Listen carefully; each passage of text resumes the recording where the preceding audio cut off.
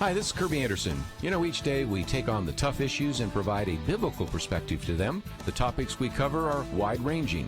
Apologetics, theology, prophecy, creation and evolution, intelligent design, marriage, family, child-rearing, the millennial generation, friends and society, politics, economics, business, religious liberty, the Constitution, public policy, foreign policy, military policy, tensions in the Middle East, abortion, homosexuality, pornography, sexual ethics, media, technology, history, and America's godly heritage.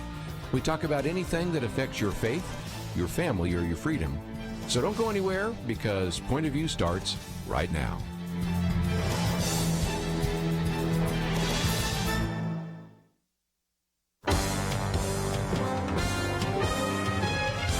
Across America, live. This is Point of View.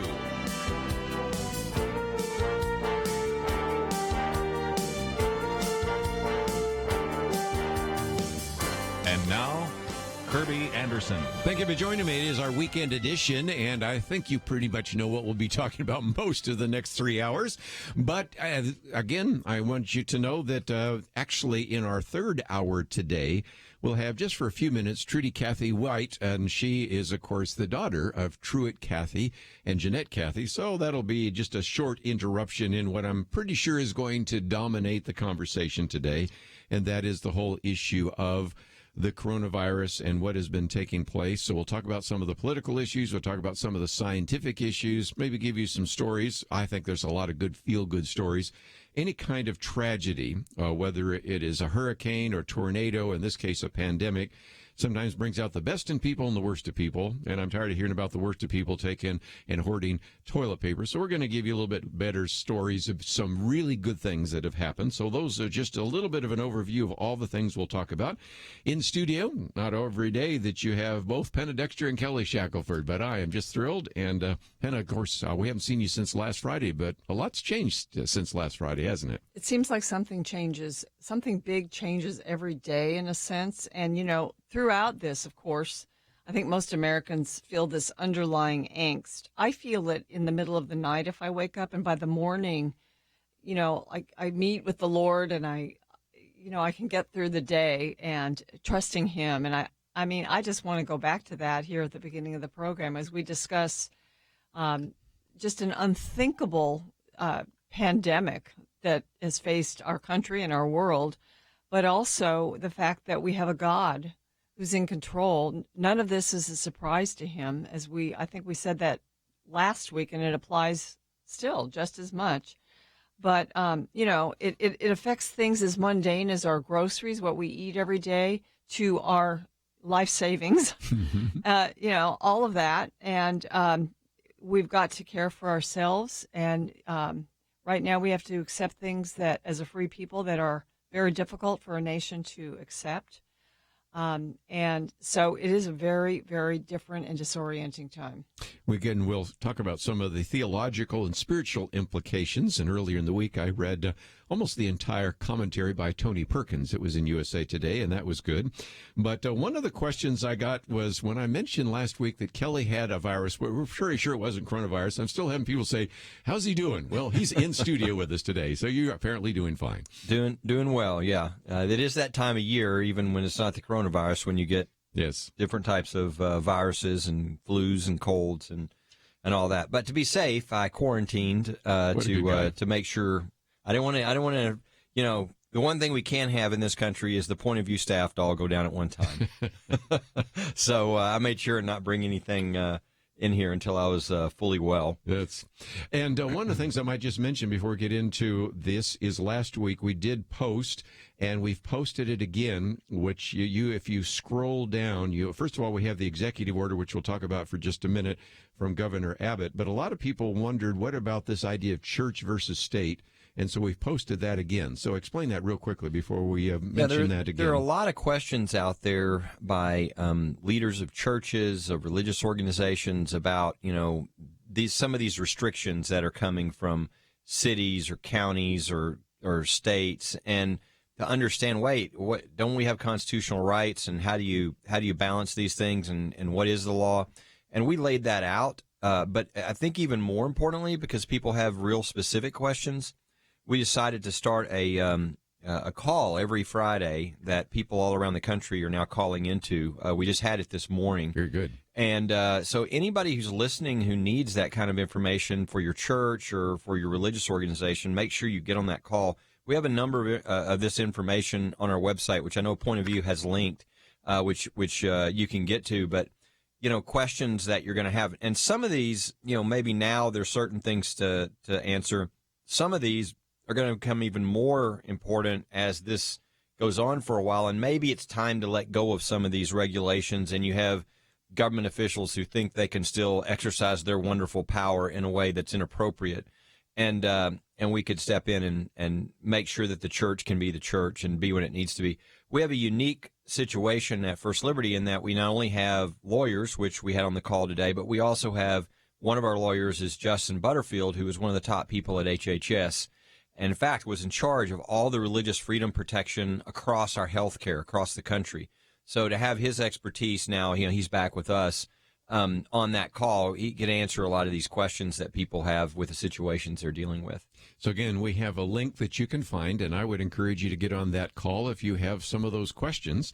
And okay, Penna, let's talk about this. Yesterday, I was watching a good portion of the governor's press conference. We have one of our articles. It's just from the Dallas Morning News, but you can probably find any one. But again, the question of what this would mean. Churches and funerals are not affected by the restrictions necessarily, but we have seen that a lot of churches have decided to close their facilities, and so not a good time for weddings, funerals, or a variety of other things. Most of us probably around the table actually attended church online. Even my Sunday school class this next Sunday, we're going to be doing a Sunday school class online, so that's good. But this executive order is much more significant. It isn't as draconian maybe as what you have in the state of California, but kind of give us an overview of what you found. Well, Governor Abbott explained that in Texas they tried to allow cities and counties to do their own thing. But it just became clear that, people are so mobile in this society that what was in force for instance, it was different in Frisco and Plano, which are one is just north of the other. In Frisco, restaurants were still open. In Plano, they weren't. So it just became clear that the safest and best thing to do, in their opinion, was to make the policy for the whole state the same. And so he closed all the schools across the state. Most of them already were closed. Restaurant dining areas, gyms, and bars statewide. And it's actually effective tomorrow morning. But, as I said, most counties had already done a lot of these things.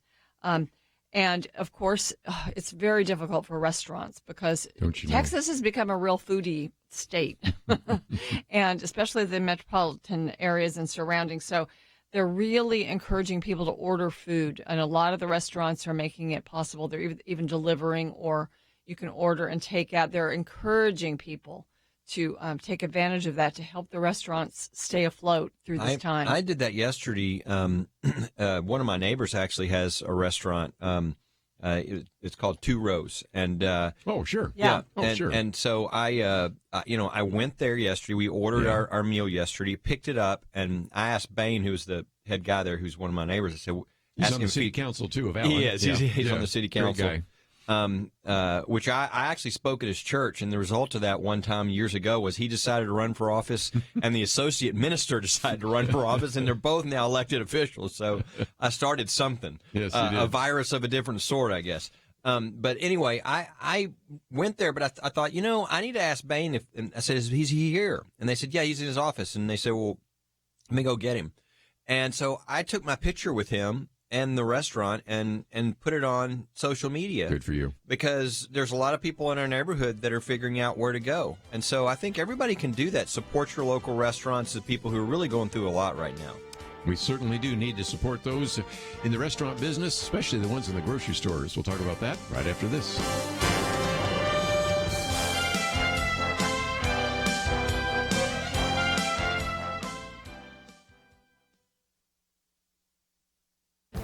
This is Viewpoints with Kerby Anderson. Perhaps you've been involved in a political discussion with people and wondered how they could be so naive about foreign policy or criminal justice because they just wanted to believe every person is basically good. Perhaps you've been sharing your faith with someone who rejected the idea of a savior because he or she rejected the idea of human sinfulness. So many people in America are naive about human nature, evil, and sin because they live in one of the greatest countries in the world that is insulated from the harmful realities of life. In many countries, greed and corruption are a way of life. I know that people in America complain about political corruption, but it isn't anything compared to what is a daily experience in many other countries. We're also shielded from strife and civil war. We've had an occasional terrorist attack that is unsettling, but we live in a world far removed from the daily threats people in other countries face. Dennis Prager writes about his experience at the University of California in Berkeley. He had a debate or dialogue with two left-wing students. His final question to them was, "Do you believe people are basically good?" Without hesitation, they said yes. He reminded them that they could only think that way because they live in such a decent country insulated from poverty, corruption, and war. But he was troubled that just 2 generations after Auschwitz, they could be so naively believing in this. Since no Western religion based on the Bible teaches that people are basically good, this naivete is obviously the result of secularism. This naive view of human nature keeps many from seeing the need for deterrence and protection from evildoers, and it keeps them from seeing their need for the gospel. It is one of the greatest mental obstacles we face whenever we engage in a discussion about human nature.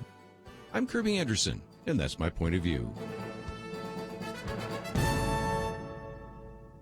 Take Kerby and the Point of View team with you on the go with the Point of View app. Search for Point of View Radio at the Apple or Google Play stores.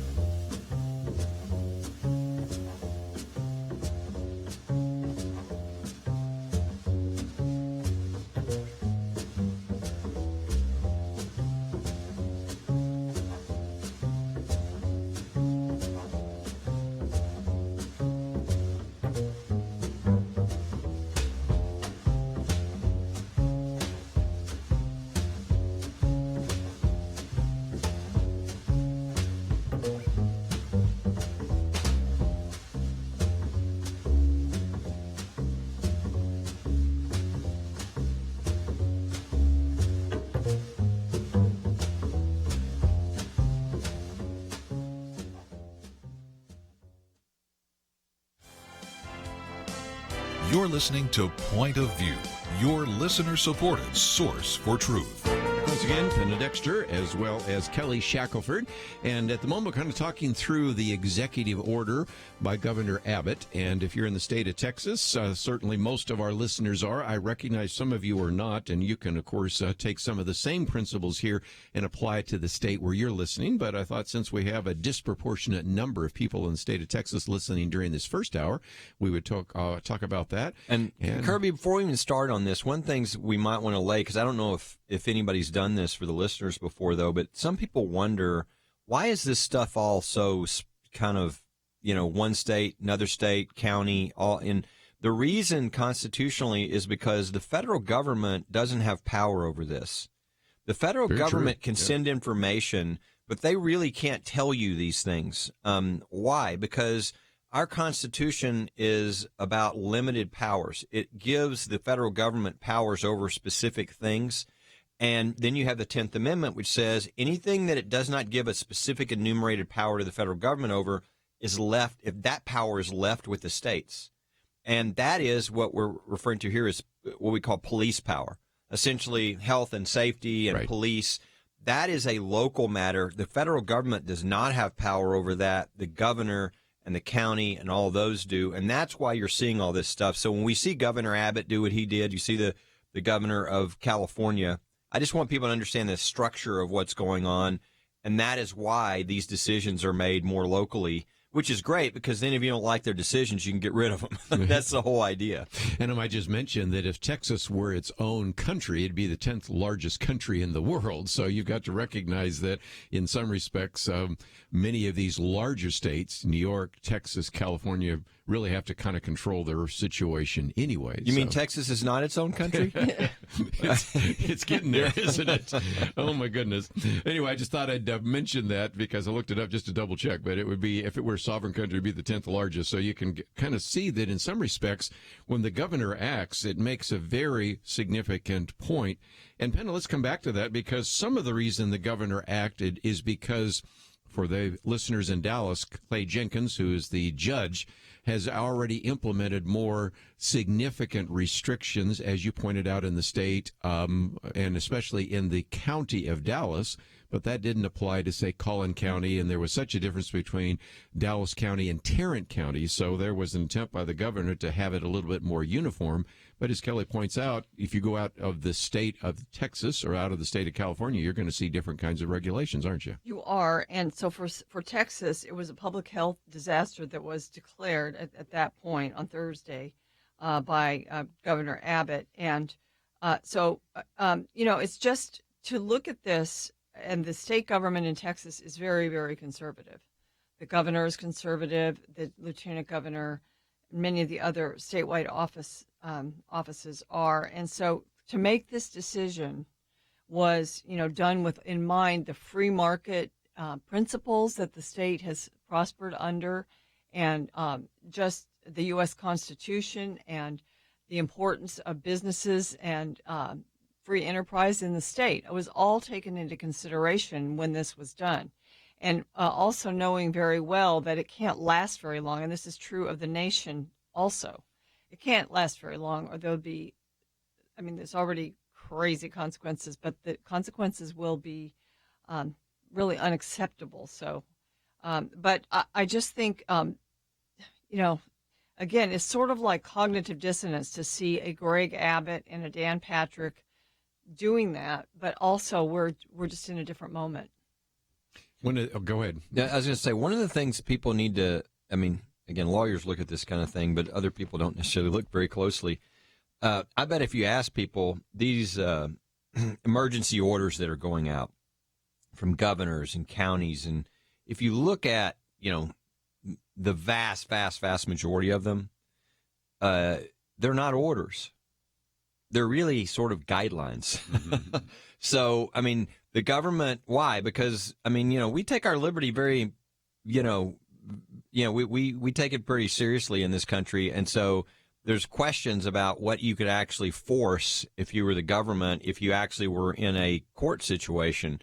There have been specific scenarios of this. Even with the Ebola, there was somebody who had contact and they were ordered, and they ended up filing a lawsuit, and next thing you know, they were being given all kinds of rights and protections, and before the government could take any such action.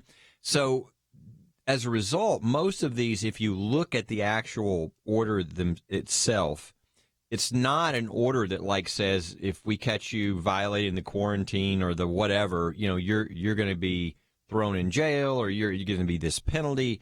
It's really this is what we're doing, and it's a heavy suggestion. And so, again, that comports with our understandings of freedom. So people a lot of times think that these are like laws, like criminal laws or something like that. And again, I have seen a couple that I think were problematic, but most of them are not like that if you look real closely. Let me just mention that one of the articles we've posted here is, can you be forced into quarantine? Your question's answered. This comes from the New York Times, and one is, can the government impose a quarantine on anybody? The legal authority to impose quarantines on individuals is rooted in the police powers, as Kelly just pointed out a minute ago, granted broadly to states, counties, and cities to protect public health. That means most Americans, a state or local quarantine imposed is far more important than any federal order. Goes on to talk about, can quarantines, including self-isolating at homes, be voluntary or mandatory? And it says, well, it's kind of a bit of a gray area. It often seems voluntary until the person tries to leave, at which point health officials are likely to make it compulsory. And then there's a right to appeal. Are quarantines effective? And a number of others. So it's a 3-page document which we've made available to you in case you just say, what are my legal rights? It was interesting. I heard the president speaking today, and he was thanking the American people for the support and reaction to all of the restrictions that are taking place. And, I appreciated the tone of it because it was that same tone that we know that you're sacrificing to do this and you're doing it. And we're going to get through this. And, how he is. But he had something to base it on. And I think that is that the way that it was all presented by many governors and even at the federal level, and then people kind of understanding, because I think the information out there has been, even though the media drives us nuts sometimes, the information out there has helped people come to this necessity to do social distancing in order to shorten this whole thing, or at least maybe make it less debilitating to the healthcare system. Yeah, it's really, what's so different about this is, we've never seen anything like this. Obviously, we've had things like the Spanish flu and other things in the past, but especially on the economic side. I was doing an interview yesterday, and I said, what makes this one, talking about economics, and they said, what makes this so different? I said, well, what makes it so different is, if we're in a recession and we think maybe things are, think back to 9/11 or a number of these things, we don't know how long the economic, it could be that we're moving into this, years of a horrible economy and, this is like, well, we know it's going to be probably, maybe a couple of months or however long, but it's a temporary thing. Because it's usually the economy is what causes the problems with the economy. It's not a virus. And as soon as the virus is taken care of, the economy is probably just going to ramp back up at full speed. So it's almost like this break, this, sort of, what's that, musical chairs, right? It's like somebody pulls the music off for a second and then it's going to start back. And so that makes this very unusual. Now, the temptation, if I was a guy who had a whole bunch of money, which I don't, sitting on the side, good night. I think I'd buy stocks right now. Stephen Moore said that the other day. I've got to think that, 3 months, 4 months, whatever from now, the market's going to come right back up. So that's what makes this is really unusual. We haven't, usually if there's an economic issue, whether it be the end of the Bush term or these other huge things we've seen, we don't know how long that goes. We don't, this is so unusual because we kind of do know it's a short temporary period of time, which allows us to plan for that. And that makes it really different. Let's, just before we take a break, mention one of the other articles. Are we going to have to stay at home for 18 months? And the answer is no. But a little bit later, Penn and I have been looking at what the Wall Street Journal, rethinking the coronavirus shutdown, or New York Times, how the coronavirus will destroy the economy. Let's hope not, but those are some issues as well. When we come back from the break, though, I thought I'd just try to give you a little bit of science, because we do know a few things. Francis Collins, now there's a very smart individual who's also a born-again Christian, says we're in the midst of an exponential curve, and this is an article written by Pete Wehner. You interviewed Pete Wehner here a while back, and so give you a little bit of science behind it, but again, it's the uncertainty, and if there's one thing the stock market does not like, it's the uncertainty. Not to mention those of us around the table don't like the uncertainty either, so we'll come back and talk about that. If you'd like to join us, 1-800-351-1212. Got a lot more to cover. We will do so right after these messages.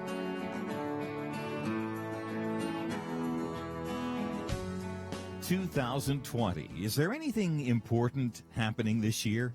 Well, not unless you consider major disputes in various Christian denominations, international tensions over a flu epidemic, economic uncertainties, and a presidential election important. Question: where will you get real news, credible opinion, clear biblical thinking on the things that matter most?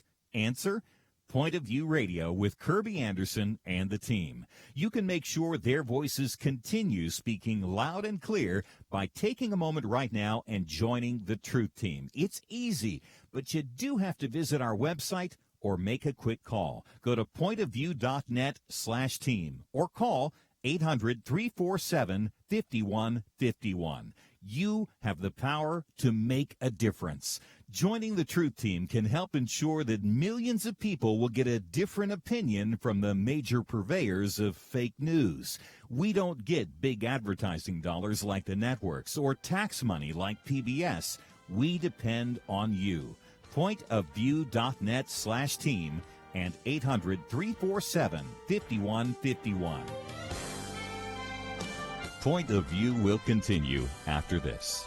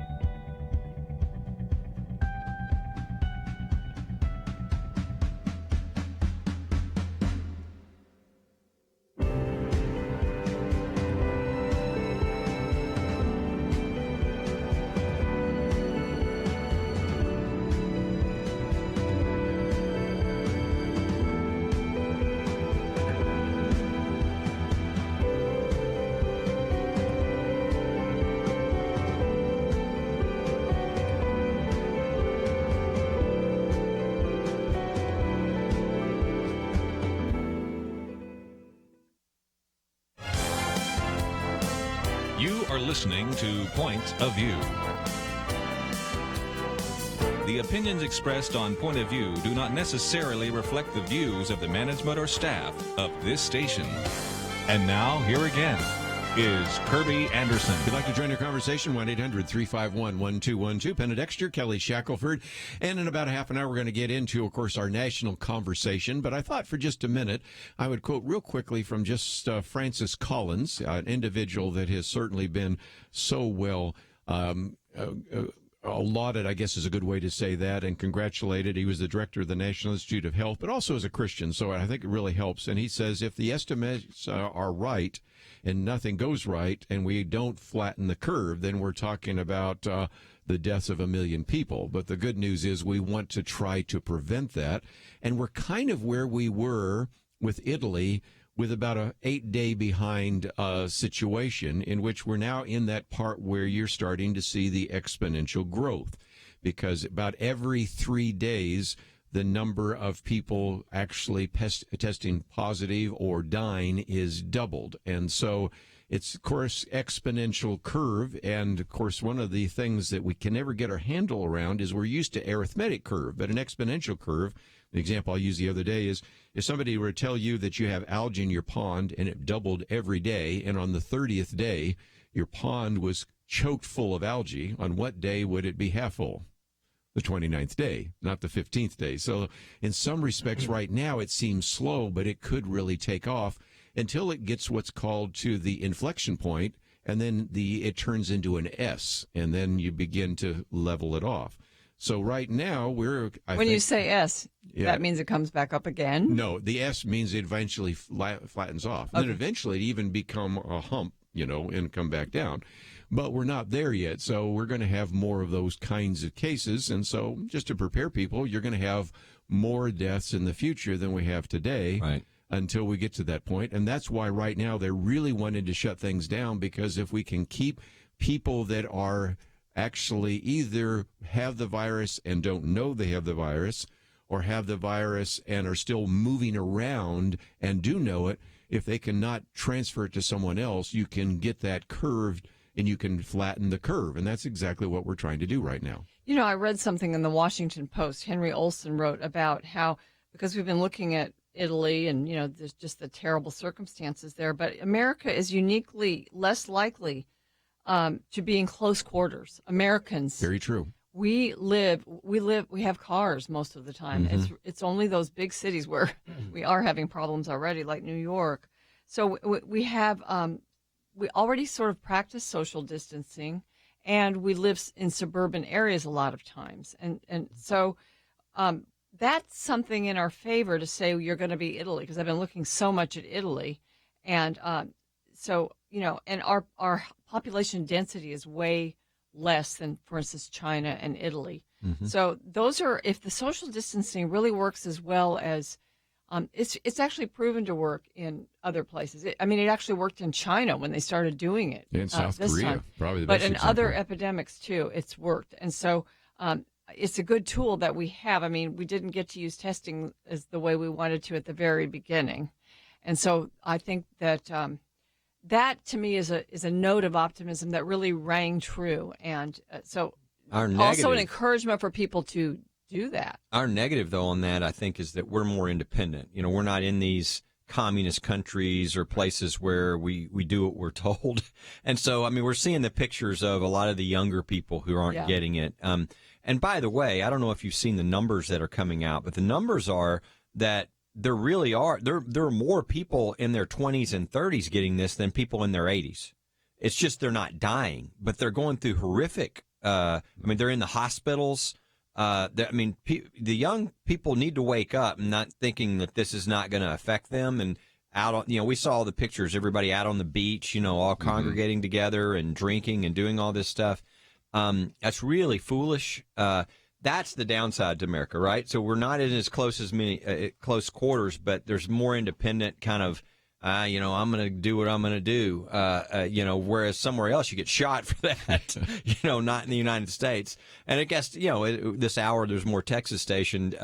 That's a very Texas-like spirit too, sure that independent. But I think most people. But young people need to think about their mom and dad and Nana and Pop-Pop. That's one of our articles there. Their Nana and their Pop-Pop, and that's what the Surgeon General was saying. Because they're not going back to college; they're going back home. And it's but there's more than that. See, they think they're not going to get it, but they probably will. They will get it, and they will suffer too. It's just they won't die probably. Right. But do you want to be on a respirator? Do you want to go through the horrific stuff that these people are going through? Because they're going through that. Scarring of the lungs. Yeah. And this kind of thing. So they need to realize this is not, I think they think just they would just be a carrier, but they would have no consequences. When the actual numbers of who is going into the hospital, there are more of them than there are 80-year-olds. I mean, I could bet most of them would never know that. And I think that message needs to get out there so that they will realize they need to. And again, it's not, we're just talking about short term, be smart. We had this with our own son, he got back from college, because he can't go anywhere. He's ready to go visit with all of his friends, and we're like, you want to hit him in the head and go, hello, is anybody in there? But I mean, that's what they want to do. They all want to gather together, It's a vacation. Yeah. Hey, we'll 10 or 15 of them in one house. And you're like, this is a really bad idea right now. It's a really bad idea. Okay, since we sometimes do talk about politics on this program, the healthcare system, does that make a difference? Because you right now have Bernie Sanders saying, if we had universal care, we had like they have in China or in Canada.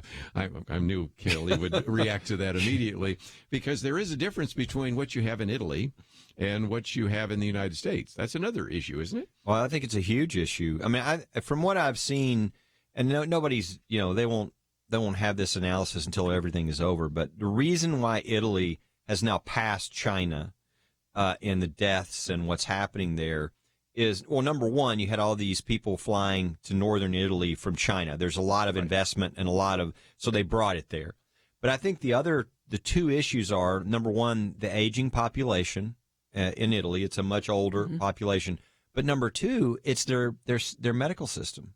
I think so. Yeah, and that's the big difference. And the greatest things that are happening right now in the United States are happening because of private industry. I mean, the reason we have all these drive-through centers all over the country is because all of these private companies, you name it, right? They've all said, hey, you can do this in our parking lot.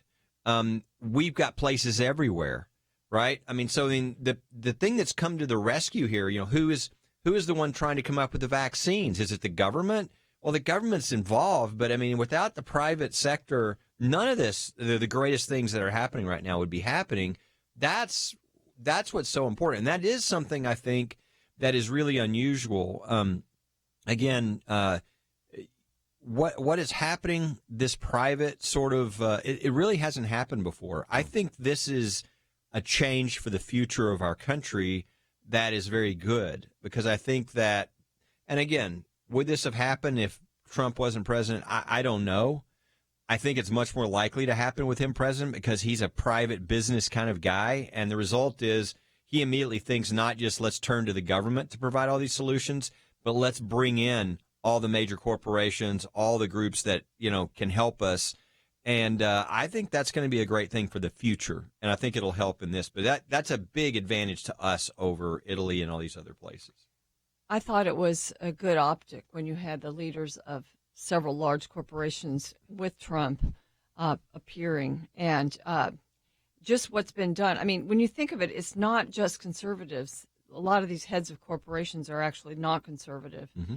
So the companies coming together to do this, and I think we have a little worry about certain things, like are we going to have enough ICU beds? Are we going to have enough ventilators? Are we going to have all the equipment we need?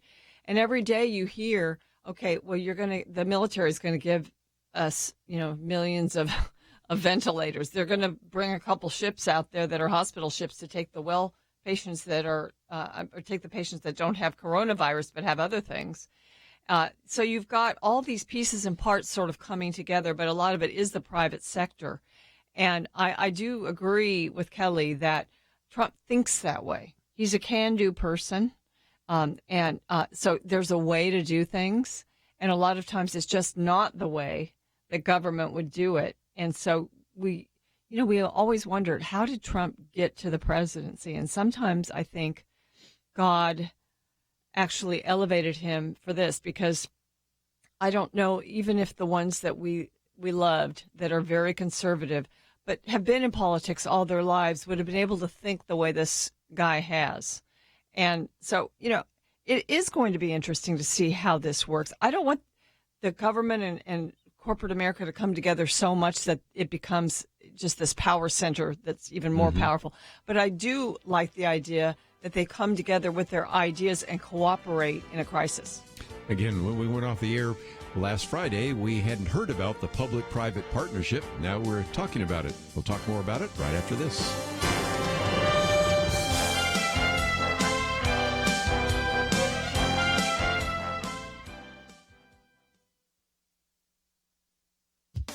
After the coronavirus pandemic dissipates, perhaps we'll ask why some countries got a better handle on patient recovery than others. There are early hints that outcomes have a lot to do with how dependent country systems are on direct government financing of healthcare. In Italy, doctors know how to treat severe cases, but they need ventilators in intensive care units. They simply don't have enough beds or equipment to do the job, or enough doctors. We hear of patients languishing in hospital corridors and doctors having to make tough calls. The New York Times reports that for now, the marching orders are save scarce resources for those patients who have the greatest chance of survival. The Wall Street Journal's political economics writer Joseph Sternberg says this is less a result of the severity of COVID-19 and more due to Italy's long-term failure to invest in its healthcare system. The Organization for Economic Cooperation and Development measured large European countries' provision of acute care hospital beds in 2016. Italy provided 2.62 per 1,000 residents. Germany provided 6.06 per 1,000. France and the Netherlands provided 3.15 and 3, respectively.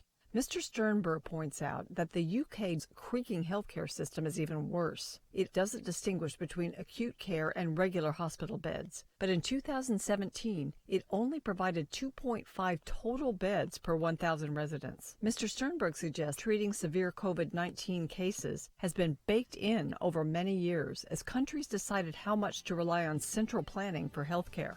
In 2017, UK direct government spending comprised 78% of total dollars spent on healthcare. In Italy, the proportion was 74%. In Germany and France, where citizens are required to have insurance, direct government spending is 6% and 5% respectively.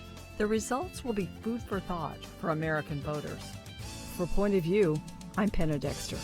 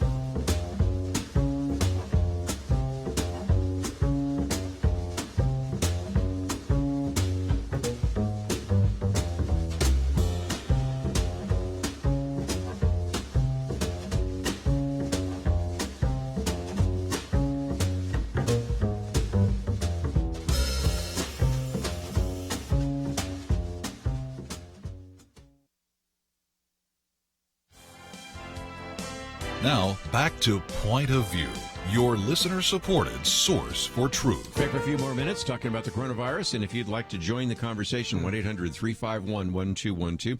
Let me give you kind of a preview of what we're going to be talking about next hour, and that is, first of all, we'll try to give some of the facts and information, and there are a number of scientists and even doctors who know information, but they're hesitant to talk about it. You know, is this equally being contracted by both male and female, or are blood types any different? Of course, Kelly just mentioned one of those. Is age always an issue? Not necessarily, and a variety of others. So those are some topics we'll get into. Then the sad reality is the political part. I've got this piece that we have posted. Dark money progressive groups spending millions to politicize the coronavirus. Or Larry O'Connor, we posted this the other day, 5 big government America destroying schemes some of the Democrats are proposing. One of those is to nationalize the industries. Are we excited right now about having the government take over all of these hospitals? No. I think the answer to that would be no, because right now we have, in round numbers, 1 million beds in America. Now, if you take the numbers that come from people like Francis Collins, we could have as many as 400 to 400,000, maybe up to 480,000 people that might need hospitalization in one of the worst case scenarios. And you say, well, that's good because we have 1 million beds. No, 2/3 of those beds right now they're pretty are full. Yeah. So, okay, take 1 million and get down to let's just round it up, 650,000. And you say, okay, so that's 350,000. And I'm talking about 480,000.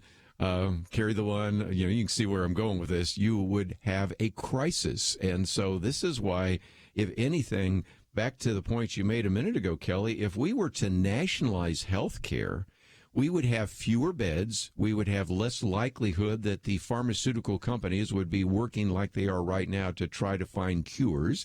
We'd have fewer doctors. We'd have fewer nurses. And so anybody that thinks that the answer to our crisis we're facing right now is to have the government take over health care probably hasn't really been looking at the numbers. That's right. No, I mean, and again, anybody that's not a socialist knows that the free market works much better. There's more, it always works. Rather than the federal government making one decision for all of us, it always works better to have all these local decisions where there's all these decisions being made that's the best for that situation. Let me read the stats, because we were talking about this earlier about the younger people, and again, what people are mixing up is, are the younger people dying? No. But are they going to the hospital? Are they suffering serious critical care type? Yes, they are. So here are the numbers right now. Those hospitalized for the coronavirus. All right. And I'd almost say, all right, we're going to play a game. So everybody listening, what do you think the percentage of those hospitalized are those who are 85 or older? 9%, 85 or older. Mm-hmm. Okay. So what do you think the percentage is 65 to 84? Okay. If you that's probably the highest one. You would think, right? It's 26%. Pretty awful. Okay. Yeah. Over 80 is awful. Now, what about age 20 to 44? What would you think that percentage is? It's 20%. So it's not much lower than the next highest one. Okay. So it's like 1 out of every 5 people going into the hospital is between ages 20 and 44. And where have you seen that? That's not the picture anybody has. And it's the same thing, 45 to 54, 18%, almost another 20%. So you could see very quickly that, what we thought is maybe people that are it's 60 or older. Over half the people are not 60 and older, and they start at 20. So again, there's a difference between it becoming so serious that you have to be hospitalized and you have to maybe have a respirator. You have to go through really critical care, and whether you die, or whether you have repercussions afterwards. That's right. Yeah. So people, the younger folks need to understand. This does affect them. This does affect their life. Again, it might not kill them, but it's not like large numbers of people between 20 and 50 aren't ending up in the hospital. Percentage-wise, of just the people that are having to go to the hospital, it's maybe 40, 45, 50%. And again, I'll talk about this a little bit later, but again, as best as we know from what we have, and you have to always put that disclaimer there, which is one of the reasons why scientists won't say what we're going to say now. Coronavirus is killing more men than women. It's really pretty striking. You can look, for example, let's just take Italy as one example. Men make up 60% of those with the cases and 70% of those who've actually died. So it is much more lethal to men than women. It is also apparently more likely if you have type A blood to get it than other types. Now, what does that mean? It may not mean anything. More likely to get it or more likely to die? Just more likely to be contracting that. Mm-hmm. And probably sometimes if you contract it, you have that. Now, some of this could be just because first you have older people in Italy than you normally do. You also have more smokers. That's another thing we haven't mentioned. Almost half of the men in China, according to one estimate, smoke. Well, yes. That's going to affect your lungs as well. A lot of smokers in Italy. All of us have been to Italy at one time. We know what that's like compared to the United States. So there are just all sorts of variables that you can have to sort out. But when we come back a little bit later, I'll talk about John Lott because he's kind of your master statistician, and he started looking at the difference between the northern hemisphere and the southern hemisphere, because some people were saying, wait a minute, will this die out like it does with others? Because 4 different coronaviruses actually do tend to fade out during the heat. And he all of a sudden said, well, wait a minute, we don't have to guess on that. Yeah, you can look at the warmer countries. We just go look at Australia. We look at New Zealand. We look at, South Africa. And guess what? That's exactly kind of what they're finding. So there may be some hope on the horizon.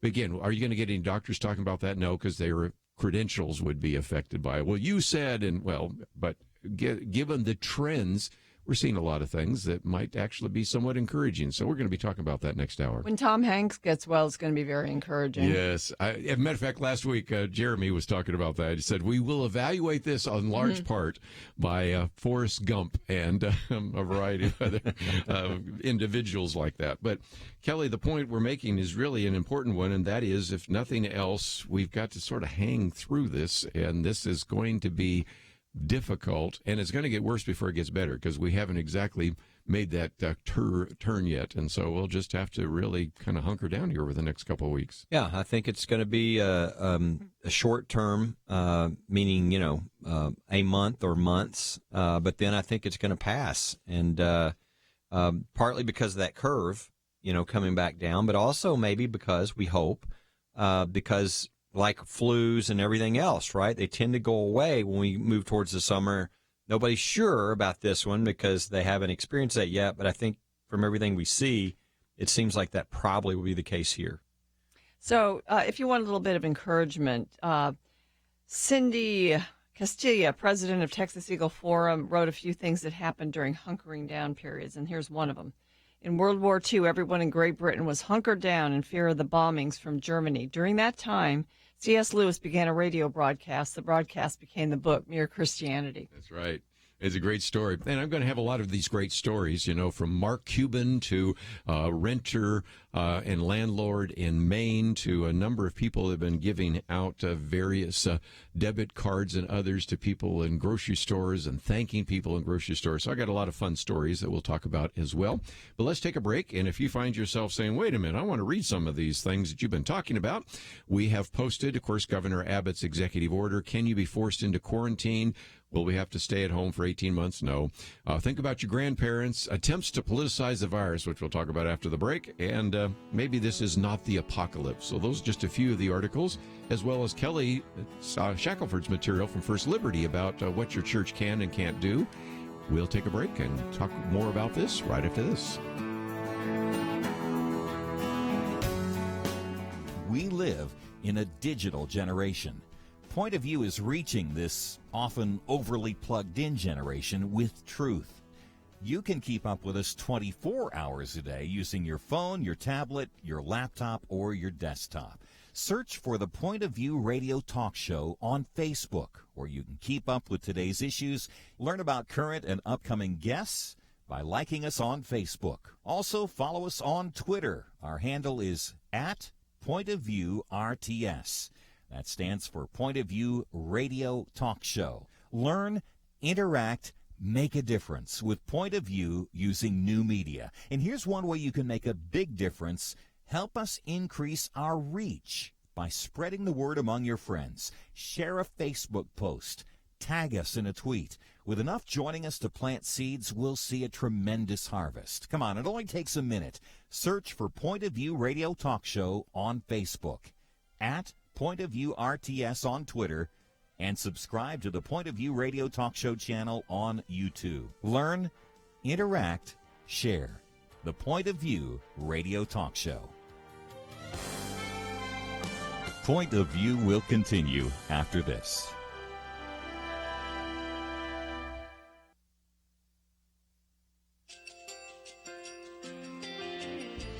I just want to thank you so much for all the wonderful programming you have.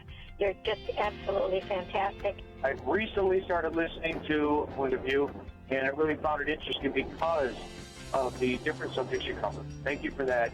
I really appreciate everything that you do in keeping us informed. Thank you, Kerby, for everything that you've been doing. I appreciate all the work that you're doing, advocating for the Word of God. Thank you so much.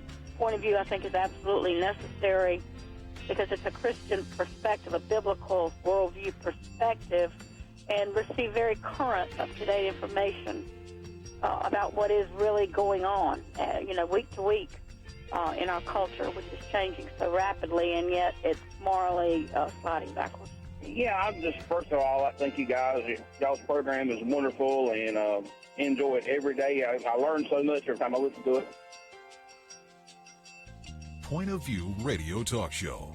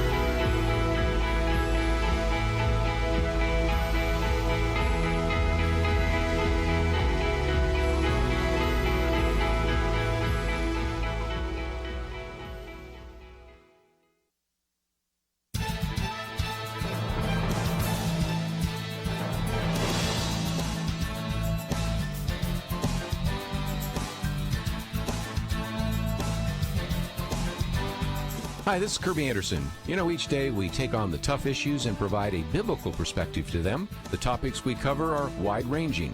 Apologetics, theology, prophecy, creation and evolution, intelligent design, marriage, family, child-rearing, the millennial generation, trends in society, politics, economics, business, religious liberty, the Constitution, public policy, foreign policy, military policy, tensions in the Middle East, abortion, homosexuality, pornography, sexual ethics, media, technology, history, and America's godly heritage. We talk about anything that affects your faith, your family, or your freedom. So don't go anywhere, because Point of View starts right now.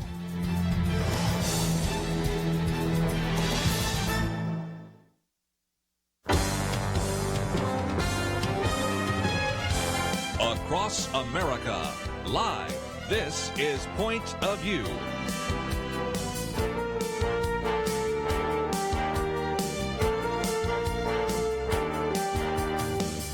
And now, Kerby Anderson. Thank you for joining me. It is our weekend edition, and Penna Dexter, Kelly Shackelford here. That's kind of rare when we get all three of us in the same room at the same time. And as you might imagine, we're going to talk about the coronavirus, and that will be something that we will get into. We're going to talk about some of the medical questions that some of you have had. Is there a difference between male and female in terms of contracting the virus? What about blood type? Because there's some things there. How long does the virus actually stay active? That is in the New England Journal of Medicine. Is it possible that it may fade? John Lott gives us some information on that. We're also going to deal with some of the legal questions. The first article we've posted here. Can you be forced into quarantine? And what are some of the legal requirements in terms of church state? We have a very good piece that has been posted by First Liberty. And then we're going to get into some of the political questions. One of the articles we have here, an attempt to politicize the virus and some attempts to move kind of big government programs. So we will cover a lot of different material. And if after an hour you say, I'd like you to break it up a little bit, well, that's good news because we have Trudy Cathy with us, who is it's really Trudy Cathy White, but as you might gather, she is related to, of course, Truitt Cathy and Jeannette Cathy, and has a very good... The founders of Chick-fil-A. Chick-fil-A, and a nice testimony of her mother. So let's just be on for a segment, kind of break it up in the next hour. But we have a lot to cover, and Penna Dexter will do our best to get it all in 2 hours today. We'll do our best, and I think it would be good to allow callers also. I think there's a lot of pent-up storytelling that has built up this week because everybody's had sort of a little different life experience than normal. And it's been a chance to trust the Lord and to kind of try to trust some of the decisions being made. And I think for the most part, they seem like wise ones. Some of the ones that we're having to comply with now, or at least choosing to comply with. And so, we're moving forward. We're moving forward here. And let me just mention, that's something else I didn't mention, but we'll maybe get to that in the next hour. I've got just a whole collection of really encouraging stories. Mm-hmm. You know, sometimes a tragedy, a hurricane, a fire, a tornado, or in this case, a pandemic brings out the worst in people. We've heard enough about that, toilet paper, hoarding and all that, but also the best in people. So we're going to have some really positive stories I think you're going to enjoy as well. Kelly, it's just good to see you here. It's good to be here. It's good to be done with my own virus that I had about 9 days ago, but all clear and cleared by my doctor to go out and do my now staying 6 feet from people. So it's good to be out. But it's amazing how your definition of freedom changes a little bit. We would be watching March Madness right now. Oh, so that hurts. That hurts more than anything here around the table. That's my favorite thing every year is March Madness. And yesterday there would have been 16 games, and there would have been 16 games today. And that would be bad enough because I really enjoy watching March Madness, but it's even more painful because I'm a Baylor graduate. Oh, I know. And Baylor would have had the number 1 seed, both in the men's and the women's for the first time ever in their history, and instead, no March Madness. So it's definitely, that's the weird thing about this is everybody's sort of almost sequestered to their home, and normally, especially the males, but some females, but especially the males, they would go, oh, well, I guess I'll just see is there some sports on? And then right now there is no sports on unless you want to watch some rerun from, last year or some other year. So it's it's kind of a weird time. Our daughter-in-law said something, and my wife said, I think that's right. And I said, what's that? She said, God has just declared a national Sabbath for the country. Everybody is going to be resting a little bit, and they're going to be with family and hopefully focusing on the Lord. So it's God can always use these things that are so bad for good, and I feel like I'm seeing that in a lot of ways. I felt like our culture was getting so caustic, and everybody was so attacking everybody, in public, and the fact that people are working together, that even got guys like President Trump and Senator Chuck Schumer, getting along. It's maybe God's lessening some of the bad way we had gotten as a country, and maybe people will improve a little bit when we're through all this. But certainly God can use it for good in a lot of ways. So if your life is slowing down, then, we have suggestions of things you could do. But a lot of people's lives are not slowing down. I mean, when you think about it, there's so much ability now to do your work from home that a lot of people had already kind of started that, and they're going to be amplified now.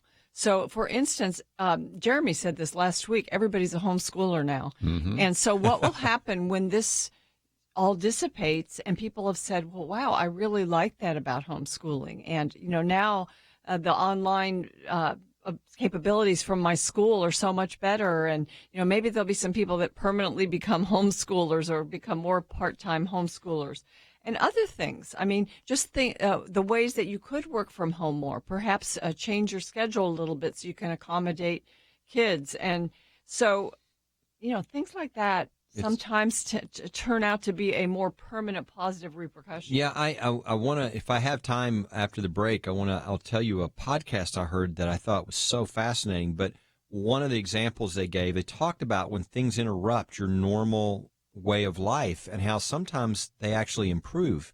And one of the examples they gave was like a metro line in a city that all of a sudden was shut down, and people used to use it to get to work and all these things. But because it was shut down for like 3 days or 4 days or whatever, they had to figure out a different way to get to work. Well, when the line came back, they had permanently lost, 10, 15, 20%, because 10 or 15% of those people found out that there was actually a better way. And so sometimes that's kind of, when there's interruptions, God can use those to teach you, to show you new ways, to show you better ways to do things. So I have a feeling with education, we're going to see some of that. All these people that are now doing online. What about the college kids that don't have to pay $70,000 tuition anymore? They can pay a lot less and do it online. That's exactly. So I think some things are going to change because of all this. So we'll see. But I think you tend to learn things when roadblocks are thrown in front of you. They can, there are things you can learn that will make things better in the future, and maybe you do some things differently. And certainly this is not to minimize the struggles, because we know that there are a lot of people suffering and that will have economic repercussions from this. But, I guess the thing that I always have to point out and to remember myself when I wake up with my teeth grinding or something over this and the uncertainty is that God is in control. He is in control. And this didn't happen without him knowing about it, without actually him allowing this to happen. He has his purposes in everything that happens to us. And we who are believers know that we will live forever with him. And so, that's really the ultimate successful life that is really caused and maintained and perpetuated by him. Let's take a break, and when we come back, we'll get into some of these important issues. And some of you might say, I'm not exactly resting. I'm working harder than I ever have. I love this with Mother Jones here. Minnesota and Vermont just classified grocery clerks as emergency workers. Those in the healthcare industry, those in grocery stores, they're kind of on the front lines right now. So we want to salute them too. But we'll come back. We have a lot to cover. We will so right after this.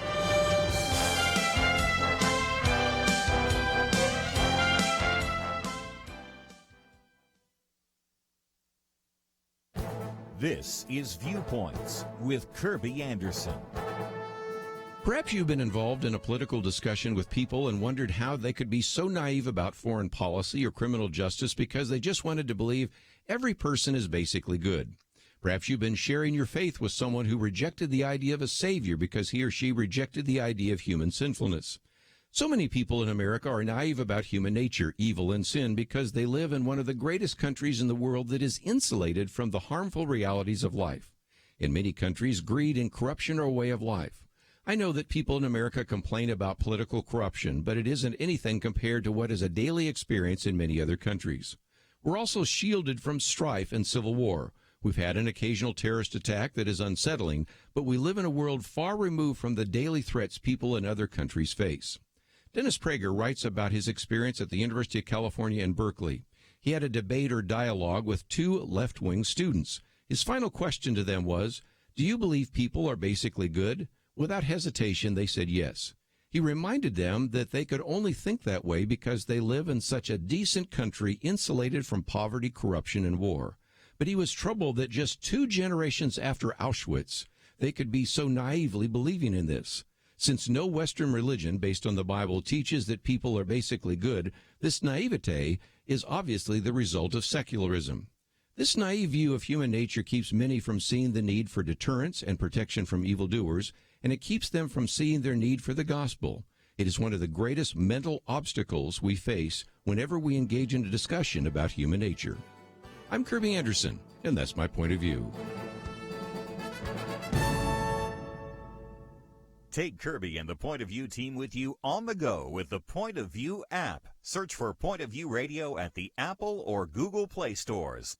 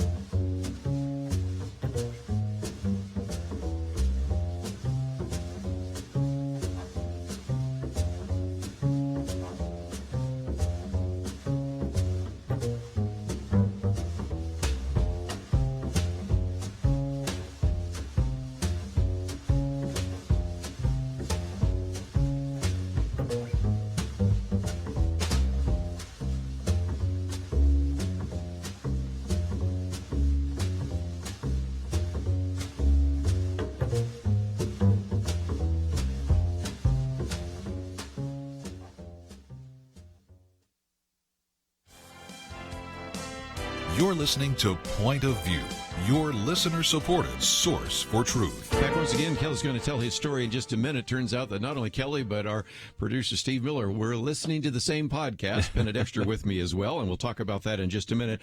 Let me just give you an overview of some of these articles in case we don't get to these today, because they are very helpful. One of those, can you be forced into quarantine? That's been a big question, and we'll talk about that a little bit later with Kelly in terms of what you can or can't do with the church and what rights you have.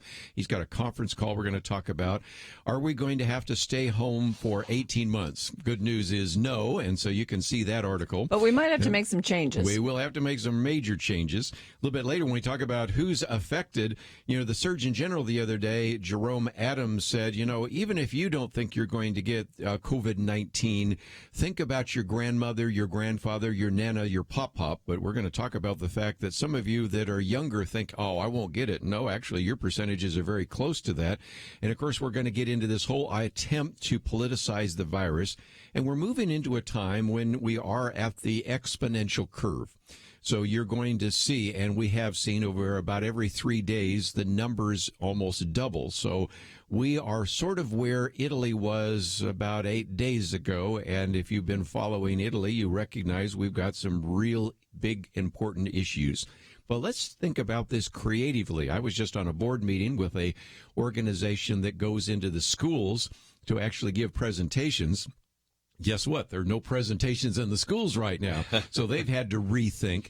And Kelly, you've had a chance to listen to a podcast, which I'm afraid all of us are going to now want to go subscribe to, that talks about the fact that during these times, maybe we need to rethink and think outside the box. Yeah, we had just happened to do this as a staff, and as part after our devotional time, and this was like a month ago we did this. But what this podcast, it was talking about some studies, some scientific studies that had shown that when you have these obstacles, these things that change everything in your life, that maybe with your work you're trying to do something and you have this huge obstacle, two things are proven to happen. Number one, you concentrate with much more focus because of the obstacle. Number two, you have to try to do things differently.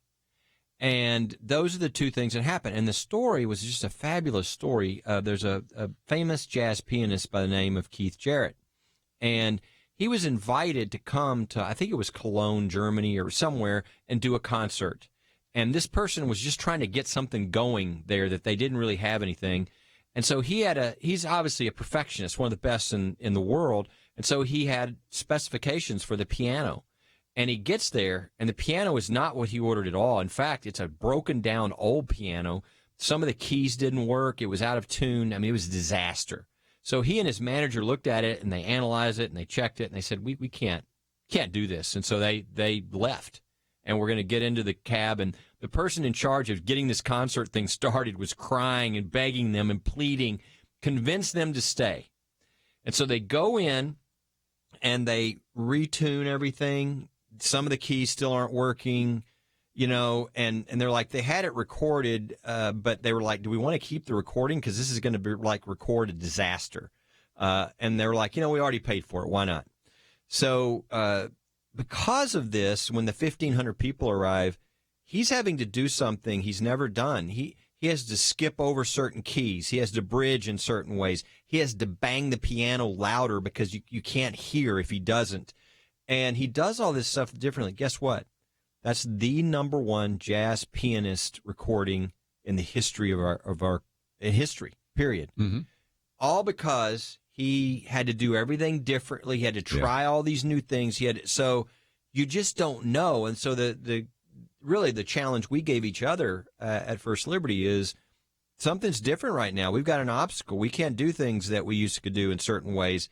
How do we do things differently? How do we try? God is the creator, meaning he's creative. He made us in his image. How can we be creative? How can we be innovative? And one of the first things that's already spawned out of that is we thought, churches and religious groups are going to need help in this time. Yes, they are. Because, while people are hoarding, the church is giving.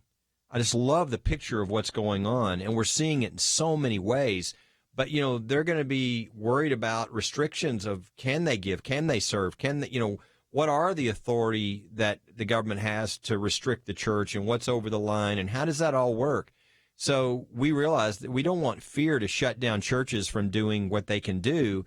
And so we produced what is online right now. It lays out what the law really is. And then we decided, but there are going to be a lot of specifics. So we have a conference call or a call that people can get on every Friday. And we had it this Friday, and it was heavily populated with people with lots of questions. We're going to have that recording, I think, posted online so people can listen to that. But if you're a leader of church or churches or religious institutions, get on that. But that's just one of many examples. We have a number of other things that we're doing in this time that's really important, that'll be more important when we come back, that we can work on now. But everybody can do that. God sometimes allows these obstacles for very good things to happen. And we can throw our hands up in the air and give up, or we can realize who we are. We are made in the image of our Creator, and we're creative. And I think that's why the entrepreneurial spirit of America is so incredible to watch during this time as well, with businesses coming together, coming up with solutions to things that normally would take maybe years and years and years that are happening quickly. So I think it was a great podcast, and it reminds all of us that you can see things. And this is something I heard from Tony Evans years ago that I think is very accurate. He said you can look at these problems anthropologically, meaning from man's viewpoint, or theologically from God's viewpoint. and we need to look at it from God's viewpoint and realize maybe something good can happen here. Let's try some new things. Let's move ahead. Let me just mention that we still have posted the guidance to churches and religious institutions facing the coronavirus restrictions on gathering, and then also a link to all the information you have on First Liberty's response to COVID-19. So all of it's on our website. So that call is, you would say, if you were a pastor or like working in leadership of a church, that would be a really good call to get on. And they could do that also by going to First Liberty. Yeah, they could just go to firstliberty.org or call us or whatever, and we're happy to get them on the call. I mean, I think if I was, a leader of a church, and again, whether it's the pastor or the executive pastor or somebody else, I would want to be on, because even if I didn't have ideas, I bet I would hear other churches and what they're doing on the call as they're asking, can we do this, or how do we do this, or whatever.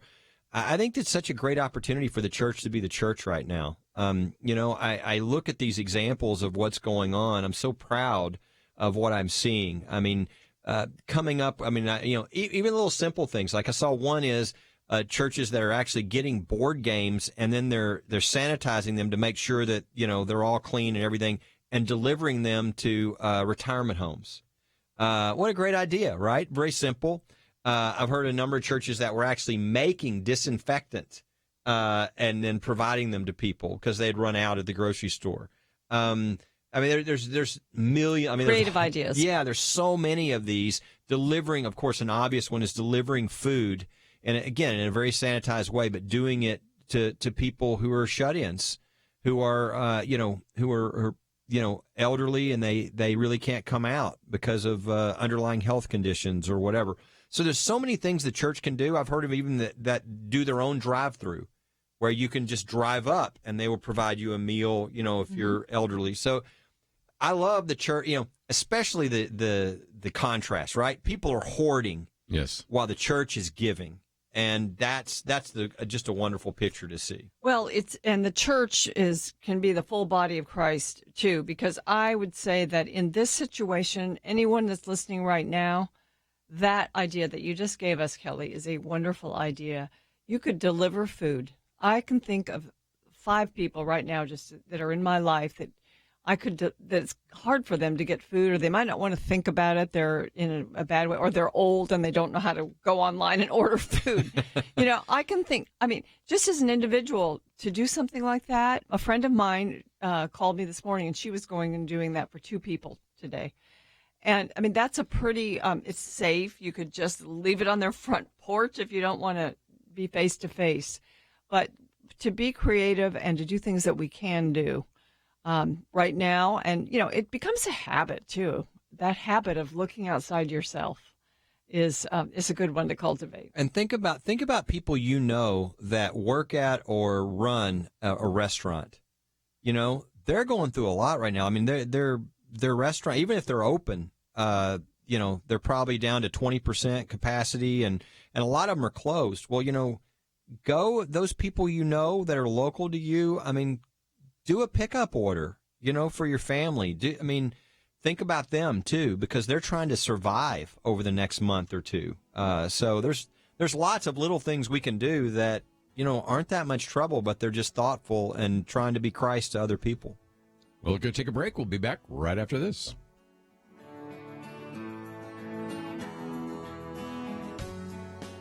Having civil conversations about important issues seems to be harder and harder. Various media outlets tell people what they should believe, why they should be outraged, and getting people to actually think, well, it can be difficult. Whether it's the gospel, tax issues, social policy, or just about anything else, you need to have solid information and clear thinking to address the hard issues. You need God's truth applied. And that's what you get in less than 2 minutes with Point of View's Viewpoints Commentary, a daily resource to help you be informed and think through the things we need to be talking about. It is free and will arrive in your inbox each day when you visit pointofview.net/signup. Sometimes we know we should say something, but we're silent because we're not quite sure what to say. Viewpoints Commentary can help you break the silence and change the narrative. It can make you a more equipped agent for truth.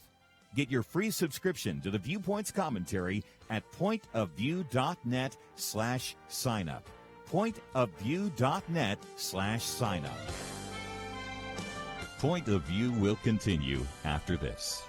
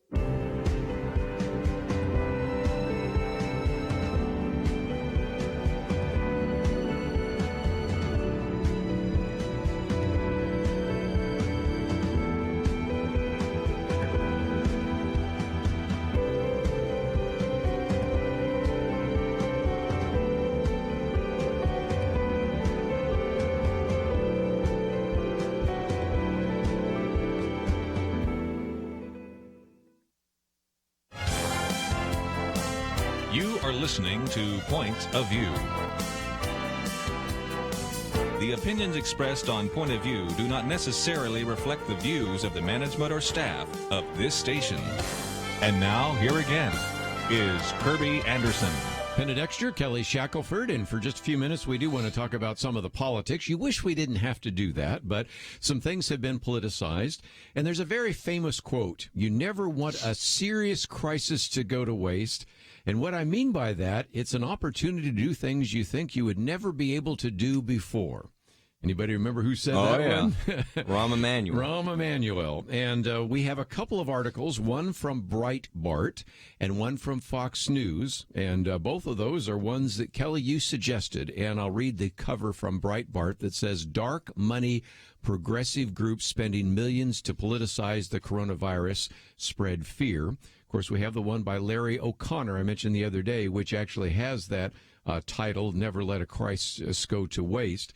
And there are some individuals talking right now about attempts to use this in a politicized way. I wish we didn't have to talk about it, but that's what we talk about here on Point of View. Well, yeah, they're doing it. I mean, and then they're open about what they're doing. They're attacking the president during this crisis, thinking that they can score political points. And, you know, when I saw this, I don't know. I mean, I'm pretty even keeled, but I mean, it really, really made me angry. I mean, I've got somebody I know right now who's actually a supporter of First Liberty, who's in his 80s. He has an underlying health issue, and he's tested positive. And he and his wife are quarantined in his home. And, you know, his percentages of death are large. I mean, 15%.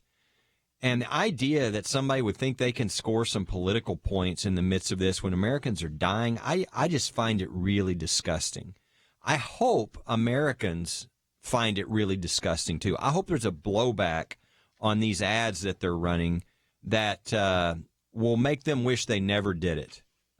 Because I think most Americans realize that right now people are coming together, that we're working together on this. You know, look, in the future, if somebody wants to talk about, politics when things all return, that's fine. But this is just really inappropriate, I think. And I would think most Democrats would think this is really inappropriate. I hope they would think it's inappropriate, because I think most Americans would find this, as I do, really disgusting when they have friends, neighbors, families who are fighting for their lives. So to be clear, these are ads that are run by PACs, Political Action.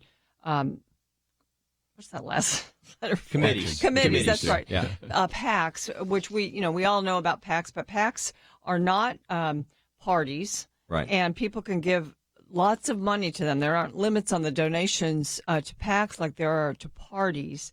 And so big money, it's called in these articles dark money, and it really is dark because this, as Kelly said, it's very, underhanded in a sense to use this crisis to attack the president and his actions.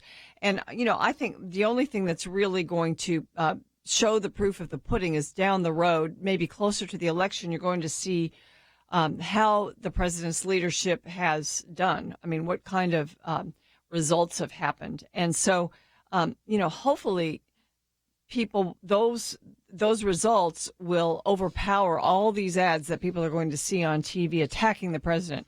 And it's starting now. But it's in a sense, it's an underhanded attack. And I don't think all Democrats decry it. I hate to say that. I think a lot of Democrats are applauding this because they agree.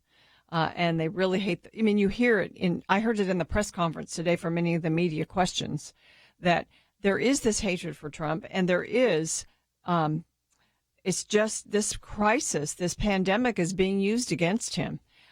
He's, as with everything else, his actions are going to have to stand above these attacks, because these attacks, yes, they're coming from the outside, and they're coming from wealthy, progressive, liberal groups. And sometimes they are actually in cahoots with one another.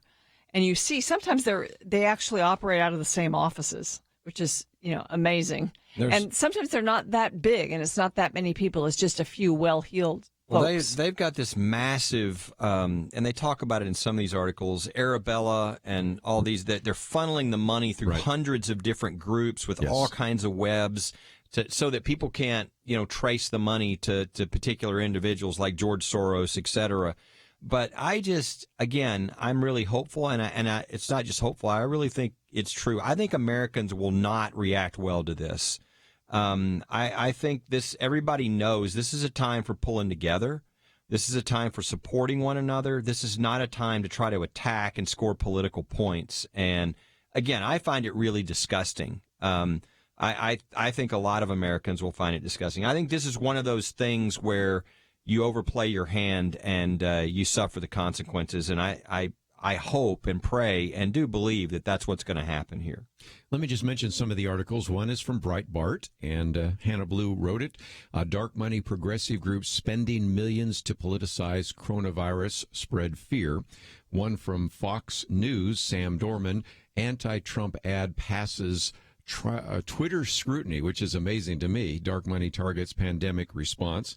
And then, of course, we just mentioned one of the others, and that is a piece that we mentioned the other day, but it's also there by Larry O'Connor, 5 big government America-destroying schemes. And one of those, which he mentioned a few days ago, now has come to fruition, and that is to empty the prisons. Now, they have not explained to me how letting prisoners out, some of which might actually be infected, but probably less likely to be. The argument is, well, this is just a petri dish, so we'll just let them out. Well, somebody is going to have to explain to me how letting individuals out of prison makes us safer, either in terms of crime or in terms of the coronavirus. I don't think it's about us. It's about the prisoners. Isn't that amazing? And, of course, this one also goes into some others, nationalizing the industry. Oh, we'd be better off if we had single-payer plan, universal government-controlled health care, a gun ban, again, taking Second Amendment rights away, so that would save us with the coronavirus, and cease arresting and convicting criminals. Those last two I just mentioned. Cease? Yeah.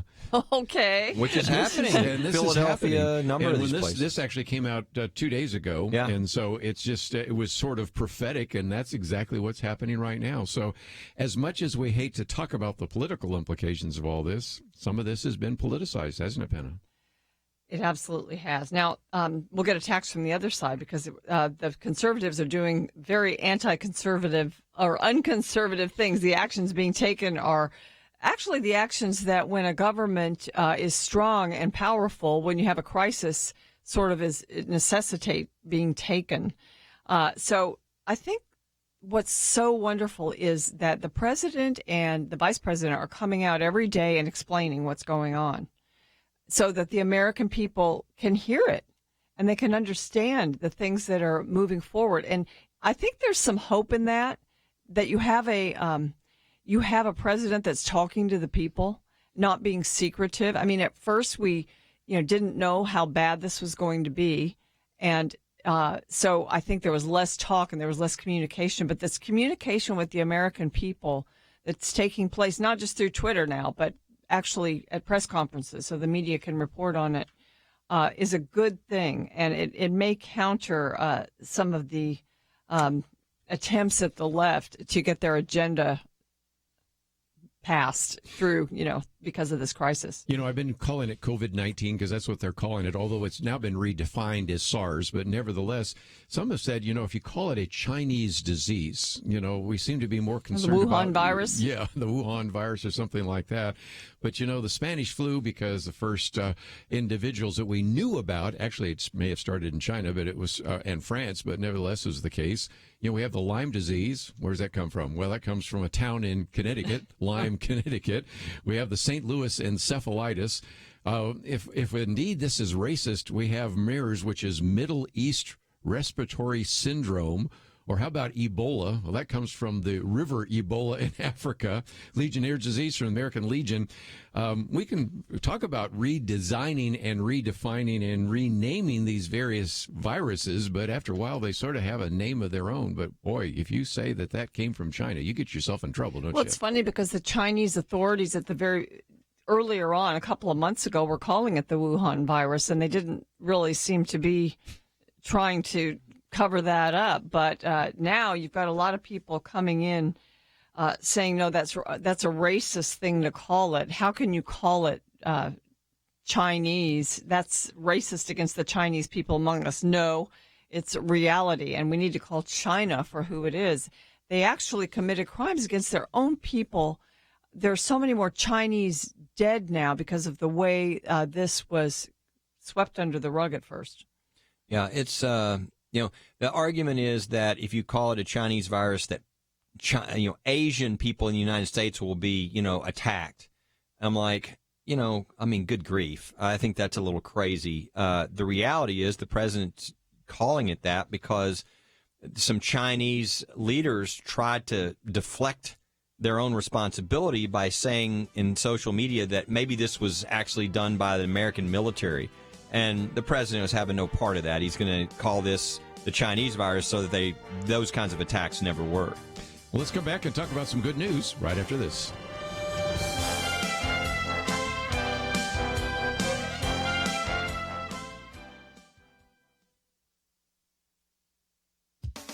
After the coronavirus pandemic dissipates, perhaps we'll ask why some countries got a better handle on patient recovery than others. There are early hints that outcomes have a lot to do with how dependent country systems are on direct government financing of healthcare. In Italy, doctors know how to treat severe cases, but they need ventilators in intensive care units. They simply don't have enough beds or equipment to do the job, or enough doctors. We hear of patients languishing in hospital corridors and doctors having to make tough calls. The New York Times reports that for now, the marching orders are save scarce resources for those patients who have the greatest chance of survival. The Wall Street Journal's political economics writer Joseph Sternberg says this is less a result of the severity of COVID-19 and more due to Italy's long-term failure to invest in its healthcare system. The Organization for Economic Cooperation and Development measured large European countries' provision of acute care hospital beds in 2016. Italy provided 2.62 per 1,000 residents. Germany provided 6.06 per 1,000. France and the Netherlands provided 3.15 and 3, respectively. Mr. Sternberg points out that the UK's creaking healthcare system is even worse. It doesn't distinguish between acute care and regular hospital beds. But in 2017, it only provided 2.5 total beds per 1,000 residents. Mr. Sternberg suggests treating severe COVID-19 cases has been baked in over many years as countries decided how much to rely on central planning for healthcare. In 2017, UK direct government spending comprised 78% of total dollars spent on healthcare. In Italy, the proportion was 74%. In Germany and France, where citizens are required to have insurance, direct government spending is 6% and 5% respectively. The results will be food for thought for American voters. For Point of View, I'm Penna Dexter.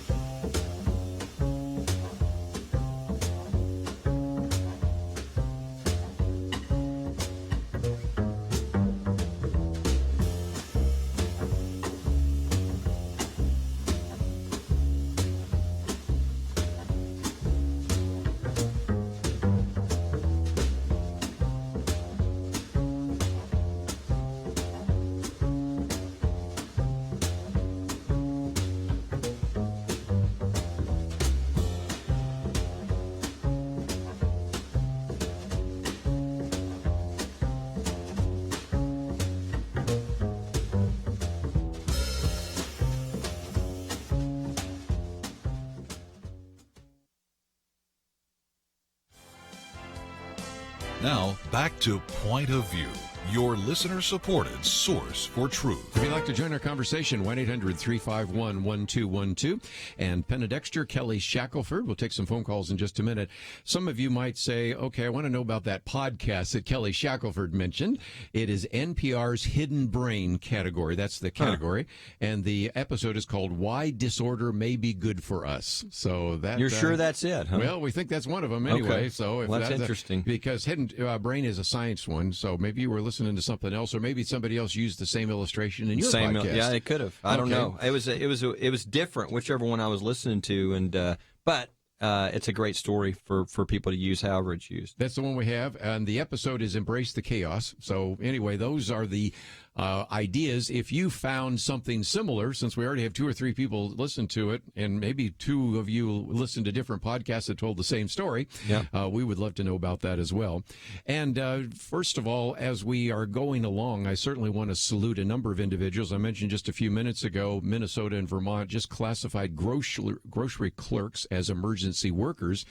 if you go to my Facebook post, I have a picture here and it shows scientists, doctors, nurses, and first responders planting a flag, kind of Iwo Jima style. That's neat. And people like that. So we certainly want to honor those individuals who find themselves really on the front lines. And that's people that are delivery clerks and grocery clerks, and that's doctors and nurses and first responders, and, of course, the U.S. Post Office and all sorts of people that aren't hunkered down at home. One of the things I thought really neat that I saw, I think it was yesterday, was in New York. Of course, it's somewhat of a hot spot right now for the virus, and so they're beginning to get a little overwhelmed. And one of the things I thought was really neat is I think it was either 1,000 or 2,000 doctors who are retired or whatever had come and to volunteer. Yes, I have that. And here. that is a great example of what America is all about. You know, people who have the expertise, they've retired, they can be used, and they came out of the woodworks and said, we're going to help. This is a crisis. So that's the kind of thing that, you know, again, I think probably goes undiscussed all over the country. It's happening probably everywhere. And again, there are just all sorts of examples. I'm going to try to give some of those in the next hour. Penna, of course, mentioned the fact that we have 2 Navy hospital ships, Comfort and Mercy, one going to New York City, one to the West Coast. We have, matter of fact, for our listeners up there in Maine, this landlord's actually challenging other landlords because he's not going to collect April rent. That's out there in South Portland. Of course, we'll talk about some of the things that Bayer has actually donated. Coloquin, which are the tablets, which might have useful. They've been around for 85 years to treat malaria, so maybe that will help. And Mark Cuban now paying for children of healthcare workers, the daycare for them, and just all sorts of stories that we'll be talking about that fit to that. But let's take at least one phone call real quickly.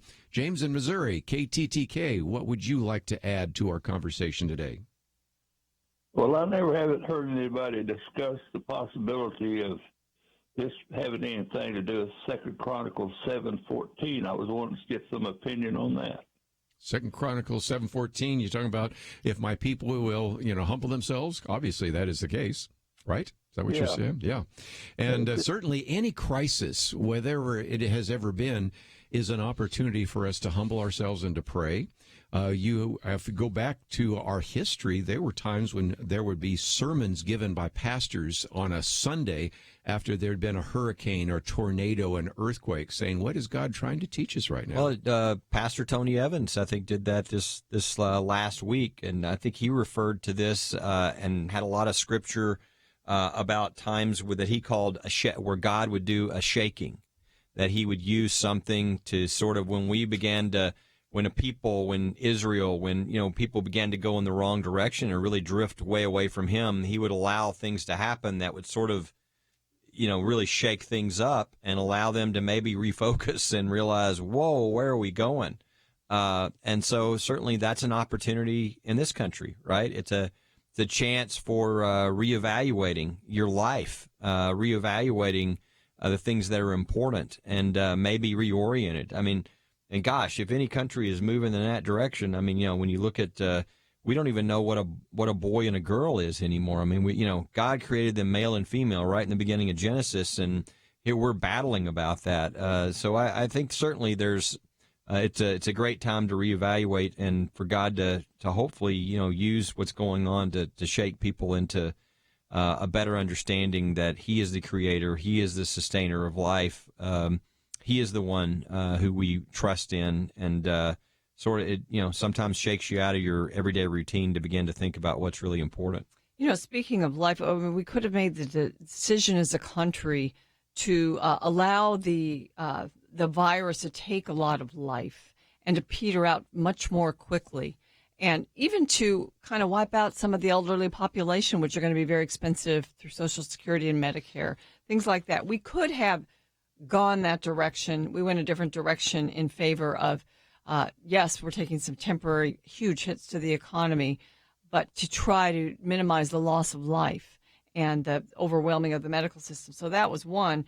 Another is, I think we talked about how sports are gone right now. It's sort of a Sabbath for the nation and an opportunity for just families to pray together every day. Some of the prayers that, we've seen out there for medical personnel and first responder type people my church has an evening prayer that you can hook in online every single night, so that you could get, just have that time of your praying with the whole church, even online, which is wonderful, the technology we have. And then there's one other thing that I noticed when I watched the Democrat candidates debate on Sunday night, and thinking, the biggest issue to the progressives in the country is the climate. And some of the ideas of of mitigating quote unquote climate change start to seem so irrelevant when you're talking about a virus. And even one radio host was talking this week about those bags, that they say, well, we shouldn't be using plastic. So, you bring those bags that you bring back and forth to the supermarket for years and years, and sometimes they never get cleaned out. I mean, I think this virus is going to cure us of that one. There's just many things that seem so silly, and perhaps this is a time when it sort of clarifies our thinking about what's important and what's real and what we should be focusing on. Very good. Let me just mention that one of the things Jim Dennison talks about is, we shouldn't be any more frightened than previous generations that have had to deal with polio, yellow fever, smallpox, cholera, tuberculosis, typhoid fever, to mention just a few. He even points out, for those of us that love sports, that baseball survived the Spanish flu pandemic of 1918 and those kinds of things. So those are just reminders that we're not even encountering some of the greatest tragedies and challenges, but if nothing else, it's causing us to rethink all of this. And as Kelly pointed out, maybe this disorder's good. And as he also points out, pastors are finding digital ways to minister. And of course, if you want to get on that conference call that Kelly has put together, that is part of the case. And when we come back, we'll take some more phone calls, but we'll take just a short interruption because we're going to have with us Trudy Cathy White. And of course, Truitt Cathy and his wife Jeannette were the founders of Chick-fil-A. And this is a book really more about her mother. And I thought it was interesting because it talks about the fact that her mother was very amazing. And even Truitt Cathy said that. He said, Jeannette can do and has done anything and everything. All I ever did was put a piece of chicken between a buttered bun. So nothing else. We'll get just a short interruption there. Then we're going to come back and answer some more of those legal questions. We have the issue about a quarantine. Some of you might want to know, what can churches do and should do? And we'll get back to some of those medical questions that some of you have as well. So all of that is available on our website, pointofview.net, in case you don't have a chance to hear the next hour. And when we come back, we'll continue that conversation right after these important messages. We live in a digital generation. Point of View is reaching this often overly plugged-in generation with truth. You can keep up with us 24 hours a day using your phone, your tablet, your laptop, or your desktop. Search for the Point of View Radio Talk Show on Facebook, where you can keep up with today's issues, learn about current and upcoming guests by liking us on Facebook. Also, follow us on Twitter. Our handle is @PointOfViewRTS. That stands for Point of View Radio Talk Show. Learn, interact, make a difference with Point of View using new media. And here's one way you can make a big difference. Help us increase our reach by spreading the word among your friends. Share a Facebook post. Tag us in a tweet. With enough joining us to plant seeds, we'll see a tremendous harvest. Come on, it only takes a minute. Search for Point of View Radio Talk Show on Facebook, @PointOfViewRTS on Twitter, and subscribe to the Point of View Radio Talk Show channel on YouTube. Learn, interact, share. The Point of View Radio Talk Show. Point of View will continue after this.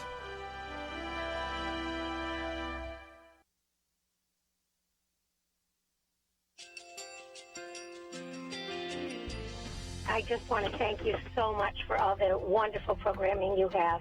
You're just absolutely fantastic. I recently started listening to Point of View, and I really found it interesting because of the different subjects you cover. Thank you for that. I really appreciate everything that you do in keeping us informed.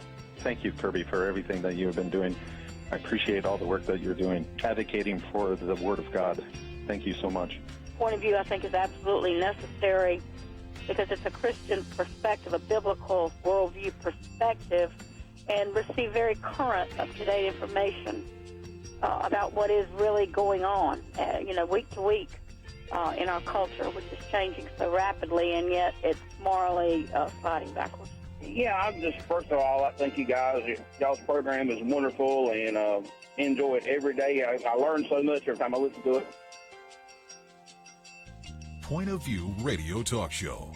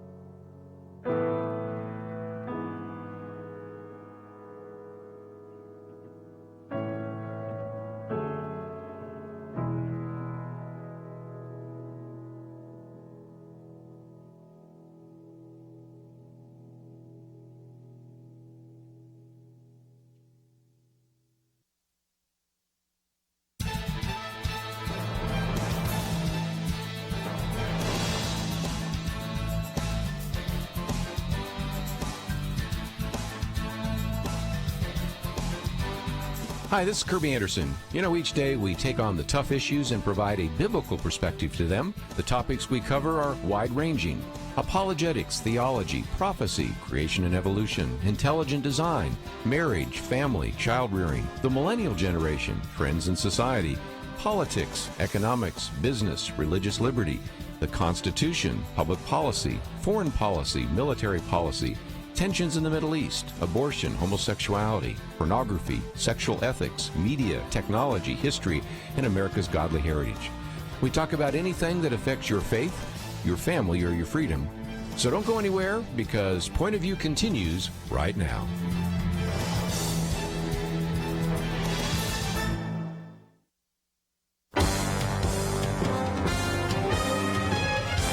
Across America, live.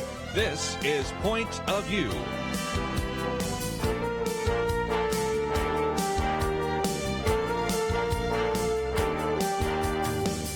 And now, Kerby Anderson.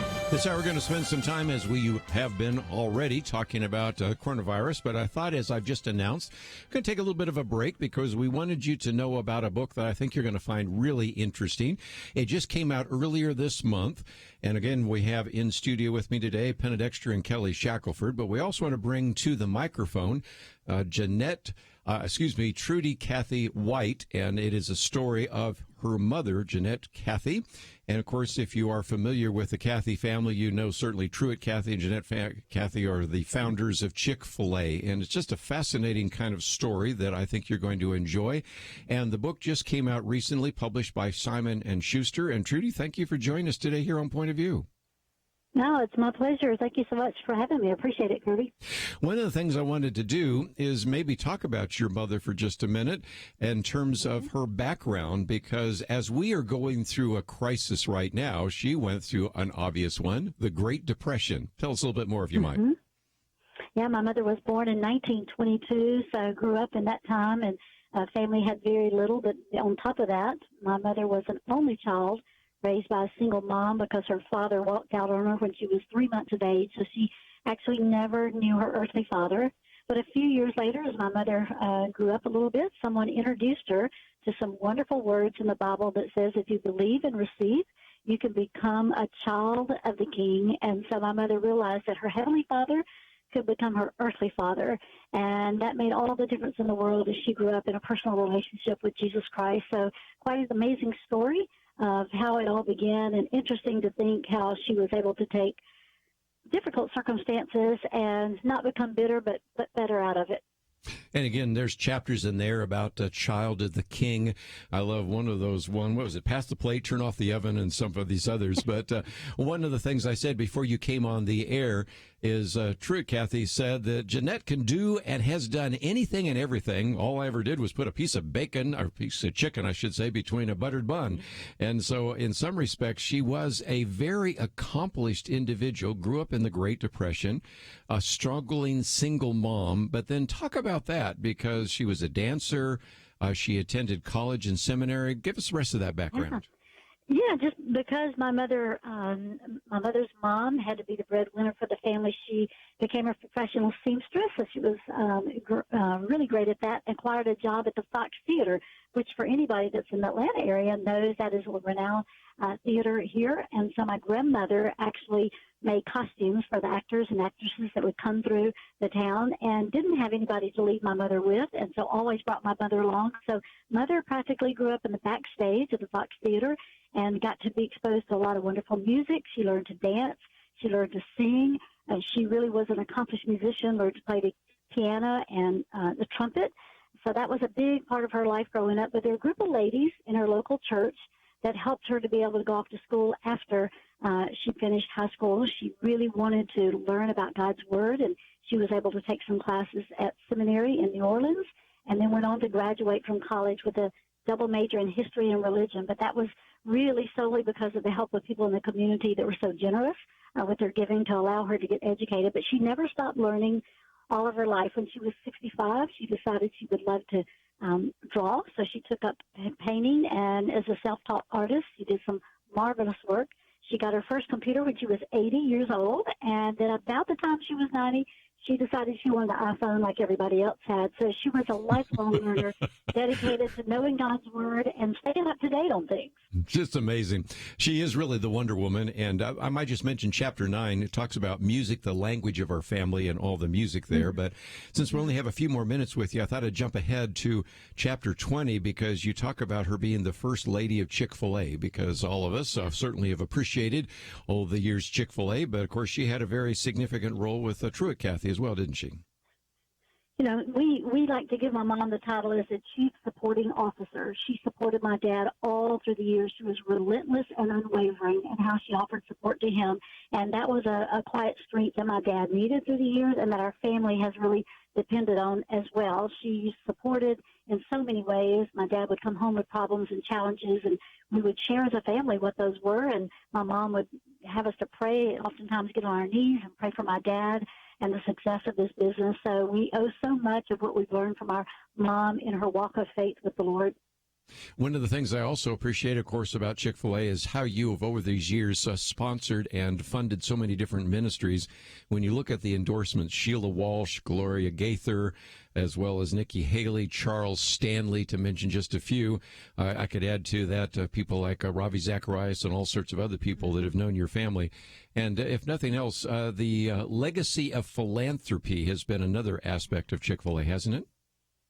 It certainly has. My parents have helped us understand how important it is that we have a spirit of gratitude, that we recognize our blessings have come from the Lord, but also to have a spirit of generosity, to be able to give. We understand that we all have time that we can give. We all have talents. We all have resources, but we also all have an opportunity for influence. And so when we leverage all of those and try to maximize those, you know, it's wonderful to be able to be generous. Jesus said it best when he said it's better to give than to receive. And so we're working hard at that. Well, one last question, and that is, how can people maybe use this book? Because there's 26 chapters.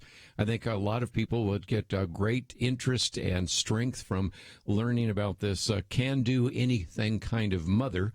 But at the same time, it seems to me that there might be some ways in which people could use this in a Bible study or maybe in a women's ministry. So how would you suggest maybe people could use the book? Yeah, most definitely. When I wrote the book, I was thinking about all the different adversities that my mother went through, and we all have those in life. But we can let those get to us, or we can flip that around and put our trust in a God who is never changing. So I would say for the one who is interested in reading the book, through these stories, you're going to learn how to navigate adversity, but be able to really enjoy a flourishing life in the midst of challenges that happen in our life. And that's why I gave this title to the book, A Quiet Strength. In Isaiah, it says, in quietness and trust shall be your strength. Yes, A Quiet Strength, the life and legacy of Jeannette Cathy. And, of course, we've been talking with Trudy Cathy White. And just an incredible story of a woman that I didn't know a thing about until I had a chance to pick up the book. And so thank you for leaving that legacy, and thank you for writing the book and for joining us today here on Point of View. Oh, my pleasure. Thanks for having me so much. You know, Penna, I was just thinking that she went through the Great Depression. There are times when individuals have faced so much adversity. This book is full of the adversity that her mother faced, and yet she came out on the other side. So it's pretty encouraging for what we're going through right now, isn't it? You can either be bitter or better. Mm-hmm. And I think all of us around the table here, Kelly, have wanted to be better because of the circumstances. Yeah, and we see a lot of people responding beautifully, and we see a lot of good things happening in our country. A lot of people coming together. We see business and people, coming up with solutions that the government doesn't even have the answer to the problems, but they know they can help. I mean, it's everybody kind of coming together, which is it reminds me of after 9/11 when all the Congress was standing on the steps singing "God Bless America." Mm-hmm. You just hate how quickly that faded away. And you hope I don't know if we've even got it yet. I know. So. We need to get some more of that. We will very soon, because as we come back from the break, we'll talk about some of the medical issues. I want to get Kelly's perspective on the legal issues. What about this idea of a quarantine, and what kind of police powers do individuals have? What can churches do? What are the rights of churches? We've got a lot to cover. We will do so right after this.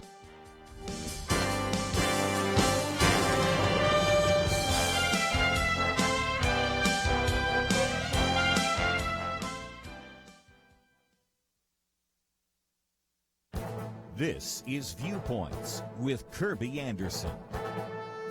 Perhaps you've been involved in a political discussion with people and wondered how they could be so naive about foreign policy or criminal justice because they just wanted to believe every person is basically good. Perhaps you've been sharing your faith with someone who rejected the idea of a savior because he or she rejected the idea of human sinfulness. So many people in America are naive about human nature, evil, and sin because they live in one of the greatest countries in the world that is insulated from the harmful realities of life. In many countries, greed and corruption are a way of life. I know that people in America complain about political corruption, but it isn't anything compared to what is a daily experience in many other countries. We're also shielded from strife and civil war. We've had an occasional terrorist attack that is unsettling, but we live in a world far removed from the daily threats people in other countries face. Dennis Prager writes about his experience at the University of California in Berkeley. He had a debate or dialogue with two left-wing students. His final question to them was, "Do you believe people are basically good?" Without hesitation, they said yes. He reminded them that they could only think that way because they live in such a decent country insulated from poverty, corruption, and war. But he was troubled that just 2 generations after Auschwitz, they could be so naively believing in this. Since no Western religion based on the Bible teaches that people are basically good, this naivete is obviously the result of secularism. This naive view of human nature keeps many from seeing the need for deterrence and protection from evildoers, and it keeps them from seeing their need for the gospel. It is one of the greatest mental obstacles we face whenever we engage in a discussion about human nature. I'm Kerby Anderson, and that's my point of view. Take Kerby and the Point of View team with you on the go with the Point of View app. Search for Point of View Radio at the Apple or Google Play stores.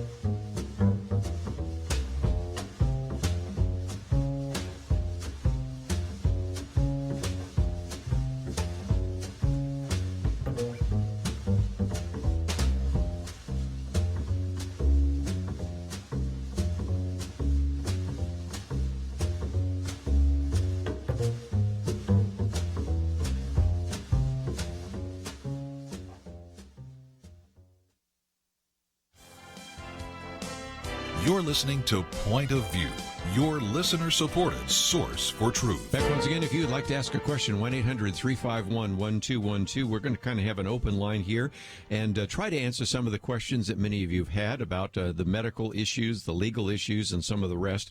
But one of the topics, Penna Dexter, I might come to you for just a minute, is the border. And, of course, we've talked about a southern border, but then I was surprised to hear the other day they wanted to make sure that they also controlled the northern border with Canada.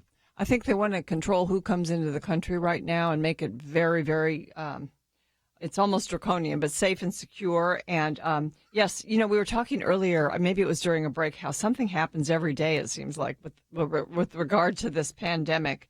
And, you know, there's something new that we can do to make it safer and more secure. And the border, both borders closed to non-essential travelers from Canada and Mexico. And, you know, what the Trump administration has said is that this kind of immigration strains our health care systems. And we've been saying that, of course, the arguments against illegal immigration, against lax borders has been that. But now the person that the whole country seems to be listening to, Dr. Fauci, has said that there's a public health reason for closing the borders. And, of course, the whole racist, xenophobic accusations are being made. But just like calling the virus the Chinese flu or a flu from China or the Wuhan virus, this is not racist. It's just reality.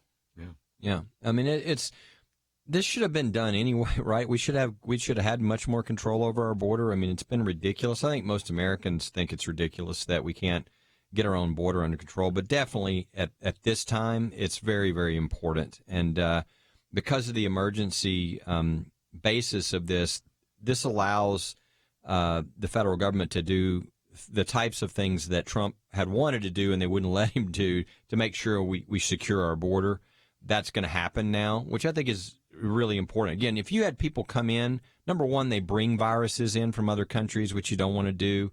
But number two, just even coming in and then adding extra people to that need health care. I mean, again, if I had the coronavirus and I was in Mexico and I could come into the United States, I think I'd be coming into the United States for the health care. Mm-hmm. And it's at a time we can't afford that. I mean, we're worried about if we're going to have enough ventilators, if we're going to have enough hospital beds, everything for what's going to happen as this spikes. So this is kind of a no-brainer, and I think it's something that again, some people, they're going to criticize everything, so let them criticize, but I think most Americans totally get this. Well, Mexico, really from leadership on down, is not taking coronavirus seriously, and they haven't had social distancing policies or anything. And so Mexico is going to be a dangerous country, I hate to say that, to have on your southern border. And so it's for that reason, the public health, our public health system does have to be protected. And, in a sense, it almost sounds more fair if you close all borders. I mean, you can make a better argument in one sense to do that. I would agree. Mm-hmm. Let's, if we can, talk about some of the legal questions for just a minute, since we have Kelly Shackelford here. The first article that we've posted here, can you be forced into quarantine? And I want Kelly to explain that, because the idea, the legal authority to impose quarantines on individuals is rooted in the police powers to the states. I want you to explain that. And then this whole section here, is there a right to appeal and those kinds of issues? So that's the first part. The other part, people would want to know, Kelly, about the churches. And if you go to the website, firstliberty.org, there's a banner at the top says Alert, First Liberty's Response to COVID-19. When you click on that, there's a message from you. There's a history going all the way back to 1918 with the flu pandemic. Church and state working together. There's some very good documents that are available to you, so that if you find yourself saying, well, wait a minute, they're asking us to do things in our state that don't seem constitutional, you've provided a great deal of information there, haven't you? We do, and not only that, we have a regular call that's going to be every Friday. We had the first one this Friday, where leaders of churches, religious institutions, organizations all over the country were on asking questions. We have not only Jeremy Dice, who's on here as our attorney that's sort of one of the leads on this, as well as Justin Butterfield, who was one of the top people at HHS and is now back with us. And so he's one of he totally gets all these issues. I mean, he has all the technical information you would ever want and more. Justin's a very bright guy. Very good. And so that call is going to be every week, so people can join that call who need that information. But we're going to post the one that occurred today online as well, so people will be able to get that. Let me lay out the basics, which is, first, people don't seem to understand, or they're not thinking about it. If you were to ask the average American, hey, this is a public emergency with health, so the federal government can order a bunch of things, right? The answer is no, they can't. If you watch very closely, the federal government is not really ordering things. They're providing things. They're giving advisories, from the CDC. But the reason for that is because our Constitution is one of limited powers. There are specific powers in the Constitution given to the federal government. And then the 10th Amendment says all those things that are not specifically enumerated powers that are given to the federal government, all the rest of the powers remain with the states. That includes what we call police power for like health and safety and those things. And so that's why you see these emergency orders not coming from, the president or anything else. You see them coming from, your county, your mayor, your governor, because that's who makes those decisions. And again, we like that because if they make bad decisions, you throw them out of office and you replace them with somebody else. They're right near you. It's not like they're all the way in Washington, D.C. And if you watch very carefully, even those powers, we're a country of freedom. So the idea that the government can tell you have to stay in your home or something like that is a real attack on freedom. And as a result of that, if you watch, and again, people tend to just assume when they hear the governor or the county say something, they assume it's some sort of law, some sort of criminal law where there's going to be penalties or something. If you look really closely, you'll find that almost all of these that you're seeing, there are exceptions, but almost all of them are not that way. They're heavy suggestions, and they're just being put out like, hey, you need to do this.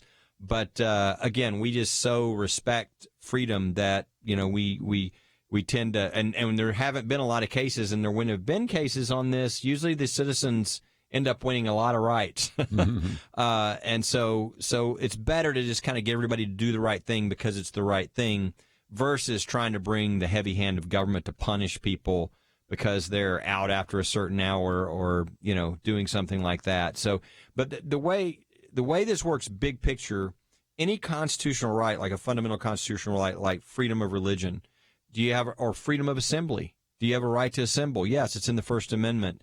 If there's a compelling governmental interest, that right can be infringed, but only if the government can prove that there's a compelling governmental interest, that they're meeting that interest in the least restrictive way they can, and this has to be a timing issue. You can't say, well, therefore we're going to do this for 8 months. That's not going to work. So there are certain abilities that the government would have, but they have a heavy burden of proof to show this is compelling. We're doing this in the least restrictive way, and I think in the short term they might win those cases, but over time they would not. And certainly any church that's running up against a problem, you know, they need to call us, and we're happy to walk them through, because the church needs to be the church right now, and they shouldn't let fear or misinformation keep them from doing what God is calling them to do, because this is a key time for the church to step forward. Kelly, you mentioned that most of these things are done by states, but there are some powers that the federal government has, like the one we just mentioned over immigration and our borders. But the other one that I wanted to ask about was travel advisories from overseas, from flying on an airplane. You know, early on, one of the important and I think good steps that Trump took was to stop travel coming in from China. That's right. So is that I mean, it is called an advisory. So that again, that's just advice. It's not necessarily the law. Usually it is. Obviously it depends. Like we have things where we'll stop people from coming into this country, and a lot of times that, you know, that's not an advisory. That's a you're not coming into this citizens. Country. Yeah, but when it comes to restricting the freedom of our own citizens, it's you know, they're a lot more careful in just putting outright bans, and a lot of times, if not, they lose. I mean, there's a case, I think it's in one of the articles we have online, even the mention of the Ebola case, where a number of years ago, somebody, you know, they tried to quarantine them, and they said, well, I don't want to be quarantined, and in Newark, and they ended up winning a number of rights that they have. So they're, you know, we count individual liberty very precious in this country, and so if the government is going to infringe upon it, it can't just say there's a compelling interest. Public health, we win. No, public health, and it has to be narrowly tailored to meet this really important danger in a way that has the less restriction on people's freedom as is necessary. Well, we got a number of questions that they want to ask Kelly, so we'll take a break and come back and continue our conversation right after this.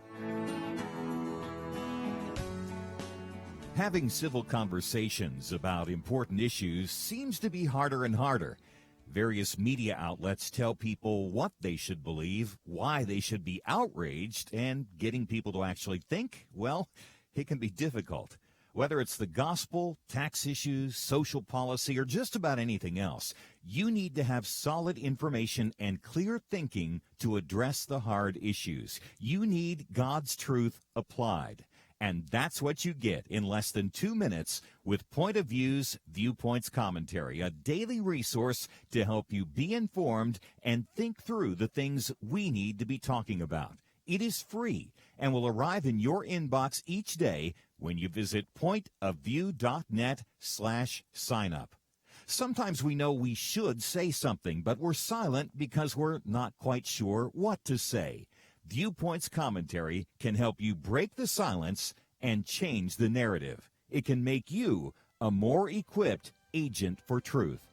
Get your free subscription to the Viewpoints Commentary at pointofview.net/signup.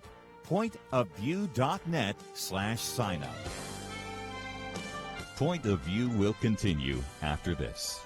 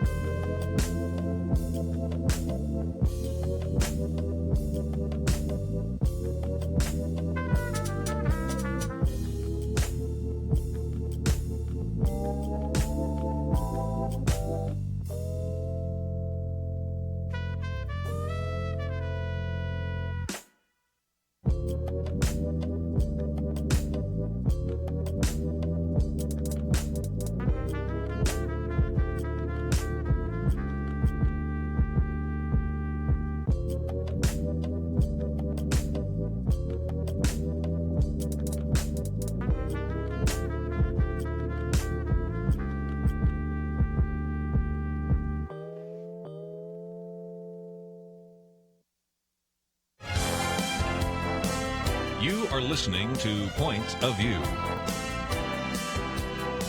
The opinions expressed on Point of View do not necessarily reflect the views of the management or staff of this station.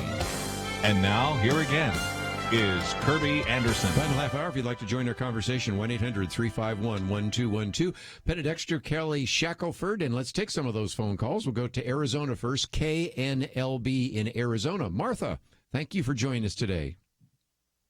Hi. Thanks for taking my call. So what I'm interested in is travel restrictions within the United States. I don't see them, okay, and I certainly think the public needs to be responsible and not spreading the virus, but the CDC doesn't give us any guidelines. There's no risk. You know, I'm thinking about, or I had planned, a trip where I'm going to pass through 5 states, and 2 of them have more COVID diagnoses than my current state. And I have to do that round trip in a week and come back here. And no one is able to tell me what the risk of spread is, or if I'm going to get stuck in another state. Do I have to pack a sleeping bag? You know, can they close down the interstate? Yeah, by the way, I do think, and again, I don't have it in front of me, but I'm pretty sure I saw that the advisory was for people not to engage in, air travel throughout the United States. That it's just not as safe. It wasn't like a requirement or whatever. They were just kind of saying there's more danger when you do that. Rethink your trips if you can.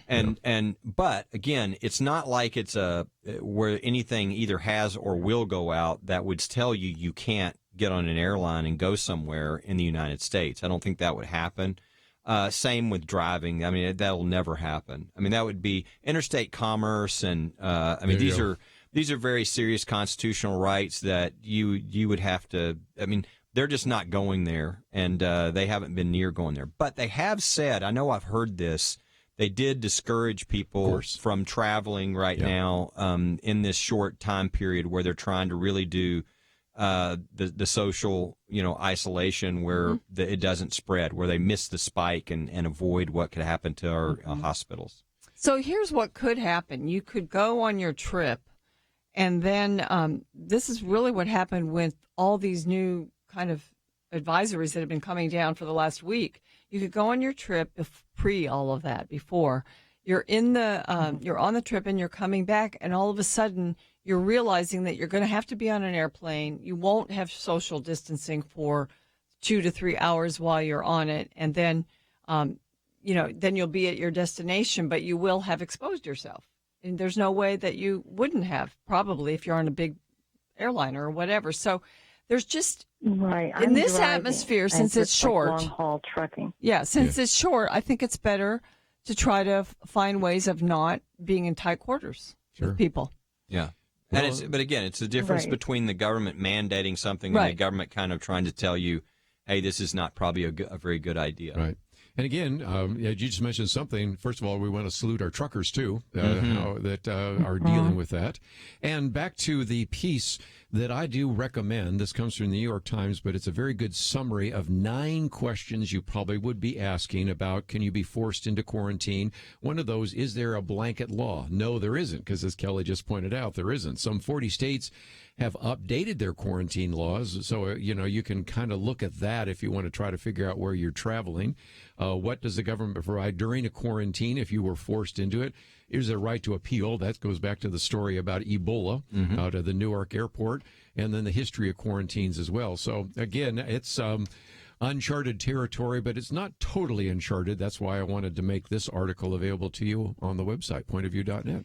One other question, Kelly, on that is, can a government official force, say a mayor of a city, force someone to close down their restaurant?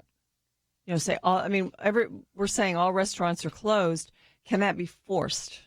Yeah, I mean, again, there hasn't been a case on it. I think those would be rights that would be a little less, stringent. I mean, for instance, the right to assembly. The right to, we heard a couple of examples where some mayor or some county was saying that you couldn't buy, they tried to ban the purchase of guns.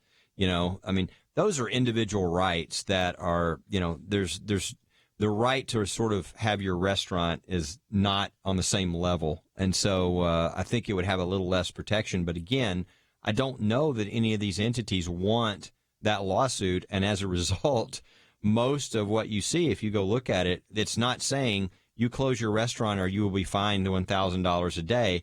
It's really, if you technically look at it, it's a suggestion. Yes. It's a encouragement. And so, again, most people are going to do that, if nothing else, because of the negative backlash they would get from their community if they weren't doing that. But I nobody knows how that lawsuit would come out because we just really haven't had any of those type of lawsuits.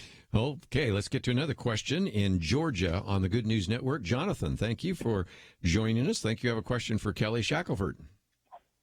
Hey, folks. Hope you're doing well today, staying quarantined and such. You too.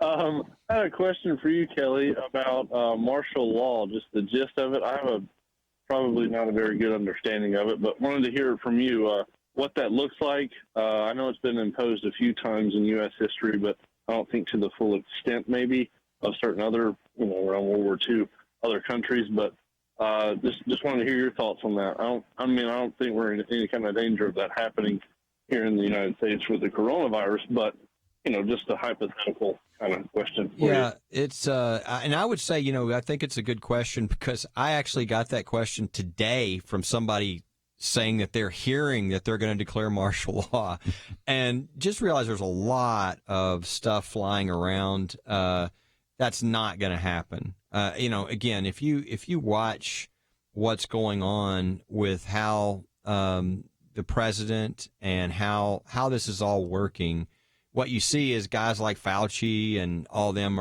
they're trying to provide information, and the federal government is trying to provide things that the state needs. They're not ordering things. They're not sort of taking over. They are realizing that the states have the authority to make these decisions. They're the ones with the police power. There's, in my view, there's zero chance that, something like martial law would ever be attempted. If it was, it would, I think, fail miserably and be just destroyed in court. Typically, when you're talking about martial law, it's something really serious, like, we're talking like wartime, and it's something where things are totally. Let me just go back to the basics, which I talked about earlier, which is when you take away somebody's freedom, when you infringe upon their freedom, whether it's free exercise of religion, like a church having a church assembly, whether it's, let's take the church assembly. Let's go through the analysis. The first thing you would say is their religious freedom being infringed? Yes, it is. They're being told, let's say these are requirements and not suggestions. Let's say they say you're going to be punished or fined. That is an infringement upon religious freedom.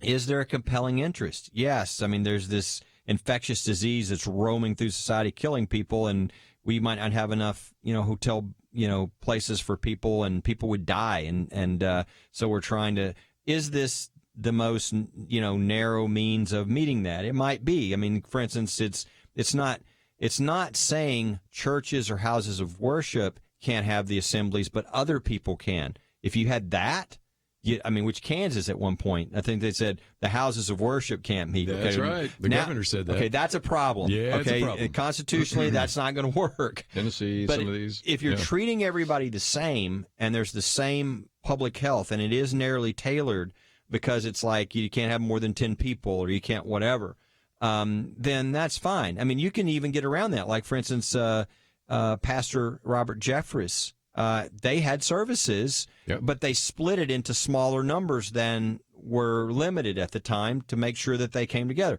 So that is how the analysis goes, though. Yes, is there infringement? Maybe there is. Is there a compelling interest?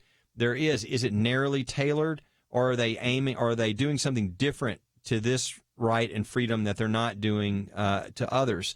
Those are the analysis. So you can imagine with martial law, we're at a whole higher level than that. So the government level of proof that would have to come forward would have to be something tremendously, compelling. Beyond anything that we've seen probably in our lifetime, would have to come forward. And again, somebody would have to come up with a different hypotheticals. I'm sure those situations could exist, But absent something really, really, really, really extreme, just saying, oh, well, there's a public health issue or there's a public issue, a safety issue is not enough. It's not enough in these infectious disease cases, which we've already seen from the one we mentioned earlier. So it's certainly not going to be enough when you're moving to something like martial law. And so people need to, though, realize when they hear these things, these rumors now, these are not accurate. The boogeyman stuff, it's not going to happen. It's not happening. Even the most serious things that you have already seen being done by the people that are the most heavy-handed, if you look really closely, they're not requirements. So people don't have to fear those kinds of things. Again, who can declare martial law? How can we enforce martial law? Will coronavirus lead to martial law? Some of the top search engines, search functions right now. We'll be right back.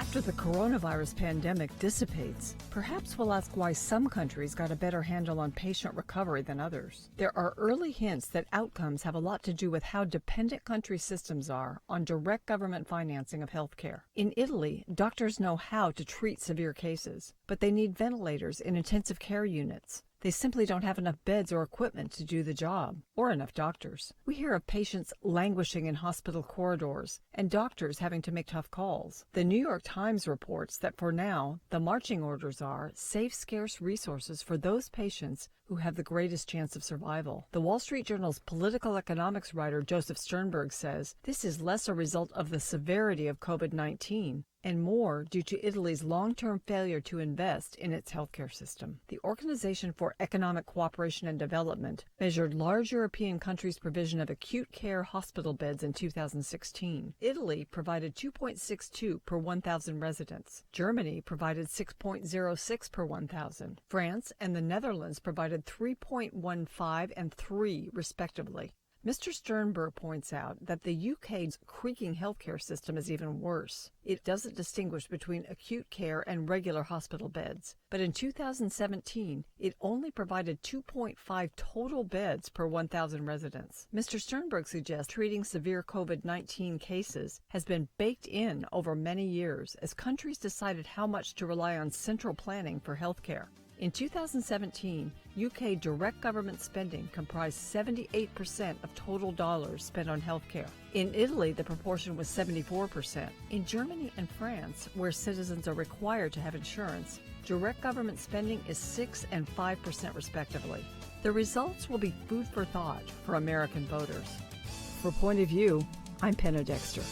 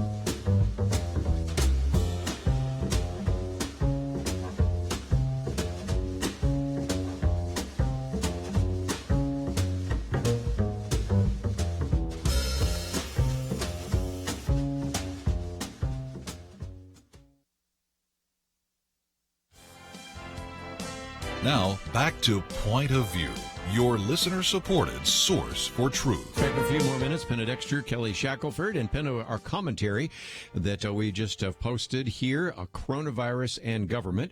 It is your daily, or your weekly commentary, I guess I should say. You do it daily, I do it weekly. I know, I slipped. But again, it comes out tomorrow for anybody that is signed up to receive it. But you give us a good idea of the fact that we are going to very quickly face what could be rationing if we aren't careful to bend the curve down, because we only have so many hospital beds. We only have so many respirators. So you're talking about a very important issue there. Yeah, and I don't even really mention what's happening in the U.S. in my piece, because Europe right now is sort of at the epicenter of the coronavirus panic, and there's some trends that are sort of arising, and so this author at the Wall Street Journal, he's the political economics writer, Joseph Sternberg, he put a piece in last weekend about this, that some countries in Europe have a better handle on patient recovery than others, and we're seeing that through the virus. And it's looking like the countries that are the most dependent on government financing of healthcare are doing the worst. And Italy is one example of that, and the UK is another example of that. And they're just looking at what happened in Italy was pretty much of a disaster, one that we are trying to avoid in the U.S. And in Germany and some other places, they still have health insurance. And so when you have that, it's not totally dependent on the government, and they seem to get better outcomes with other things, and probably will with coronavirus too. Because in Germany and France, citizens are required to have insurance, and direct government spending is 6% and 5%, respectively. In Italy and the UK, direct government spending is 78% because they have the National Health Service, and you just go directly to them to get your health care. Italy is the same thing. I think there's insurance for the elite in Italy, but the government financing is 74%. And so, we have, I don't even have to describe what's happening, but people are just not getting care, and they're dying, and there aren't enough acute care beds. Well, we have a pretty low number of acute care beds in the U.S. too, but one thing we do have is we have these surgical centers that are, independent all over the country. Most of you, when you have surgery, it's done not in a hospital, but a surgical center. So those can be reconverted.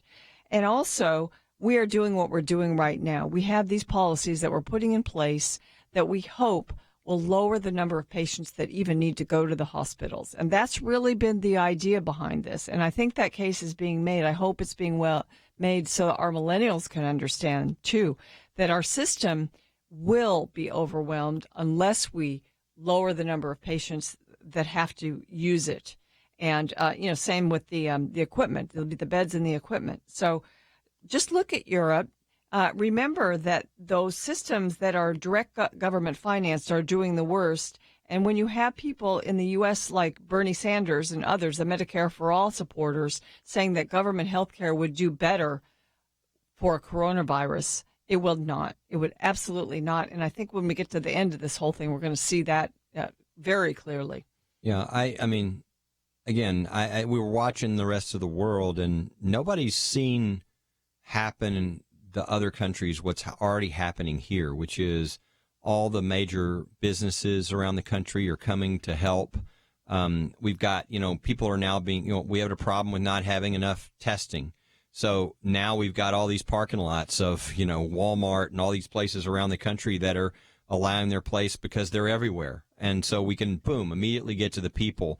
Our approach is so much better. We have so many more options because of the private sector and because we're not, government control of everything. So, by the way, I mentioned earlier when we said the governor who mentioned closing houses of worship, I think he said Kansas, Kentucky, where that was said, which is you can't focus on the religious groups or the religious gatherings and say that somehow you're going to close those down, but the other gatherings in the bar are okay, Yes.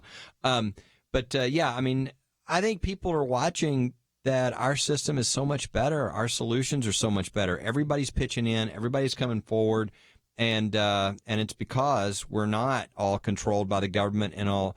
It kind of reminds me of that. I don't know if everybody's seen this little video, but it shows these people on an escalator. Oh yes, and then the escalator stops. It just stops. Can somebody help us? And they're like all getting, the people on the escalator are getting upset. Can somebody call for help? Can somebody, and instead of nobody, walking right off the escalator. And that to me is what happens in countries where the government's controlling everything. Whereas here, we don't have to do that. We have other people who can jump in, who can help, who can provide, as Penna was just saying. I mean, we've got all these private surgical centers. We've got so many different aspects that are out there that can come in and fill the gap, depending upon what our need is. The question is, do we need to be vigilant? Do we need to make sure that we're encouraging the free market even within this time when government has to do some directing? And one of the examples is that this Defense Production Act, it was passed in the 1950s, but to be able to, at a time like this, to direct companies to maybe switch their manufacturing over temporarily so that, we can get some of the medical supplies, for instance, that we need. And that's been invoked by President Trump this time. And those kind of things can be scary. So we always have to be vigilant when you see it. You have to consider who's doing it, number one. Are they inclined to be a socialist and a dictator? But number two, you have to, and I think that's where our challenges are going to be, is to make sure these things are temporary and they are moved back when the crisis is over. Very good. Just before we end, I thought I would give you a couple of positive stories here, and these are the kinds of things you can do. I first heard about this on Facebook, but then I found it in the Chicago Tribune. This man, Mark Lambrick, went up to Pat Reeder in a grocery store and said, "Excuse me, ma'am." And she's, "Well, for what, sir?" And she said, "Well, I want to thank you." She's, "Why do you want to thank me?" "For all of the things that you're doing, and I just want to thank you for being here right now." And she immediately started crying, because she says, most of the people up here were upset about that we didn't have this particular product, we didn't have this on these shelves. And he said, "Look, I was a firefighter, and during the 9/11, we were the ones getting thanked, but I thought I would thank you." Jeff Myers is going to be with us next week. Actually, I'm going to tape it, and then we'll play it afterwards. But he was in a grocery store, and he carried this gift card with him. He says, "I was waiting in line. I asked God to show me who I should give it to. And I saw this elderly man dressed in a tattered coat, shuffled by, my heart racing. I said, 'Sure, I'd like to bless you by giving you a gift card.' He said, 'Oh, that's fine.' He said, 'No, I've already paid for it. It's free. It would help pay for your groceries.' 'It's free? You're giving it to me?' 'Yes, sure.' 'Oh, thank you so much. I've seen this on television, but didn't know that it ever happened in real life.' Of course, we talked about the individual up there in Maine who is not going to collect rent from anybody in his facility. There's a distillery in Maryland that decided that instead of producing whiskey and rum, they're going to produce hand sanitizers. Apparently, that's easy to do. I did not know that. And one that we gave the example of here, volunteers delivering groceries for those at risk while maintaining a careful distance from them. That would be country star Brad Paisley and his wife and a number of others in Nashville. So I got story after story after story. And in some respects, these crises bring out the worst in people, hoarding, but it also brings out the best in people, don't you think? I do, and I think this is when the church shines, right? When people are hoarding, the church is giving. The church is reaching out when people are sort of, kind of hunkering in, and it's when the church can really be the church. And one of the first emails I got right after all this began to happen was from an elder at my church, and he just sent me the email of the brainstorming that was going on by the church of all the things that they could do and the need that would be out there. And that's what the church is about. Well, thank you both for being in here today. Stay safe. And you too. We will be back here on Monday. Thank you, Andrew and Steve. We'll see you on Monday. 2020. Is there anything important happening this year? Well, not unless you consider major disputes in various Christian denominations, international tensions over a flu epidemic, economic uncertainties, and a presidential election important. Question: where will you get real news, credible opinion, clear biblical thinking on the things that matter most? Answer: Point of View Radio with Kerby Anderson and the team. You can make sure their voices continue speaking loud and clear by taking a moment right now and joining the Truth Team. It's easy, but you do have to visit our website or make a quick call. Go to pointofview.net/team or call 800-347-5151. You have the power to make a difference. Joining the Truth Team can help ensure that millions of people will get a different opinion from the major purveyors of fake news. We don't get big advertising dollars like the networks or tax money like PBS. We depend on you. Pointofview.net/team and 800-347-5151. Point of View is produced by Point of View Ministries.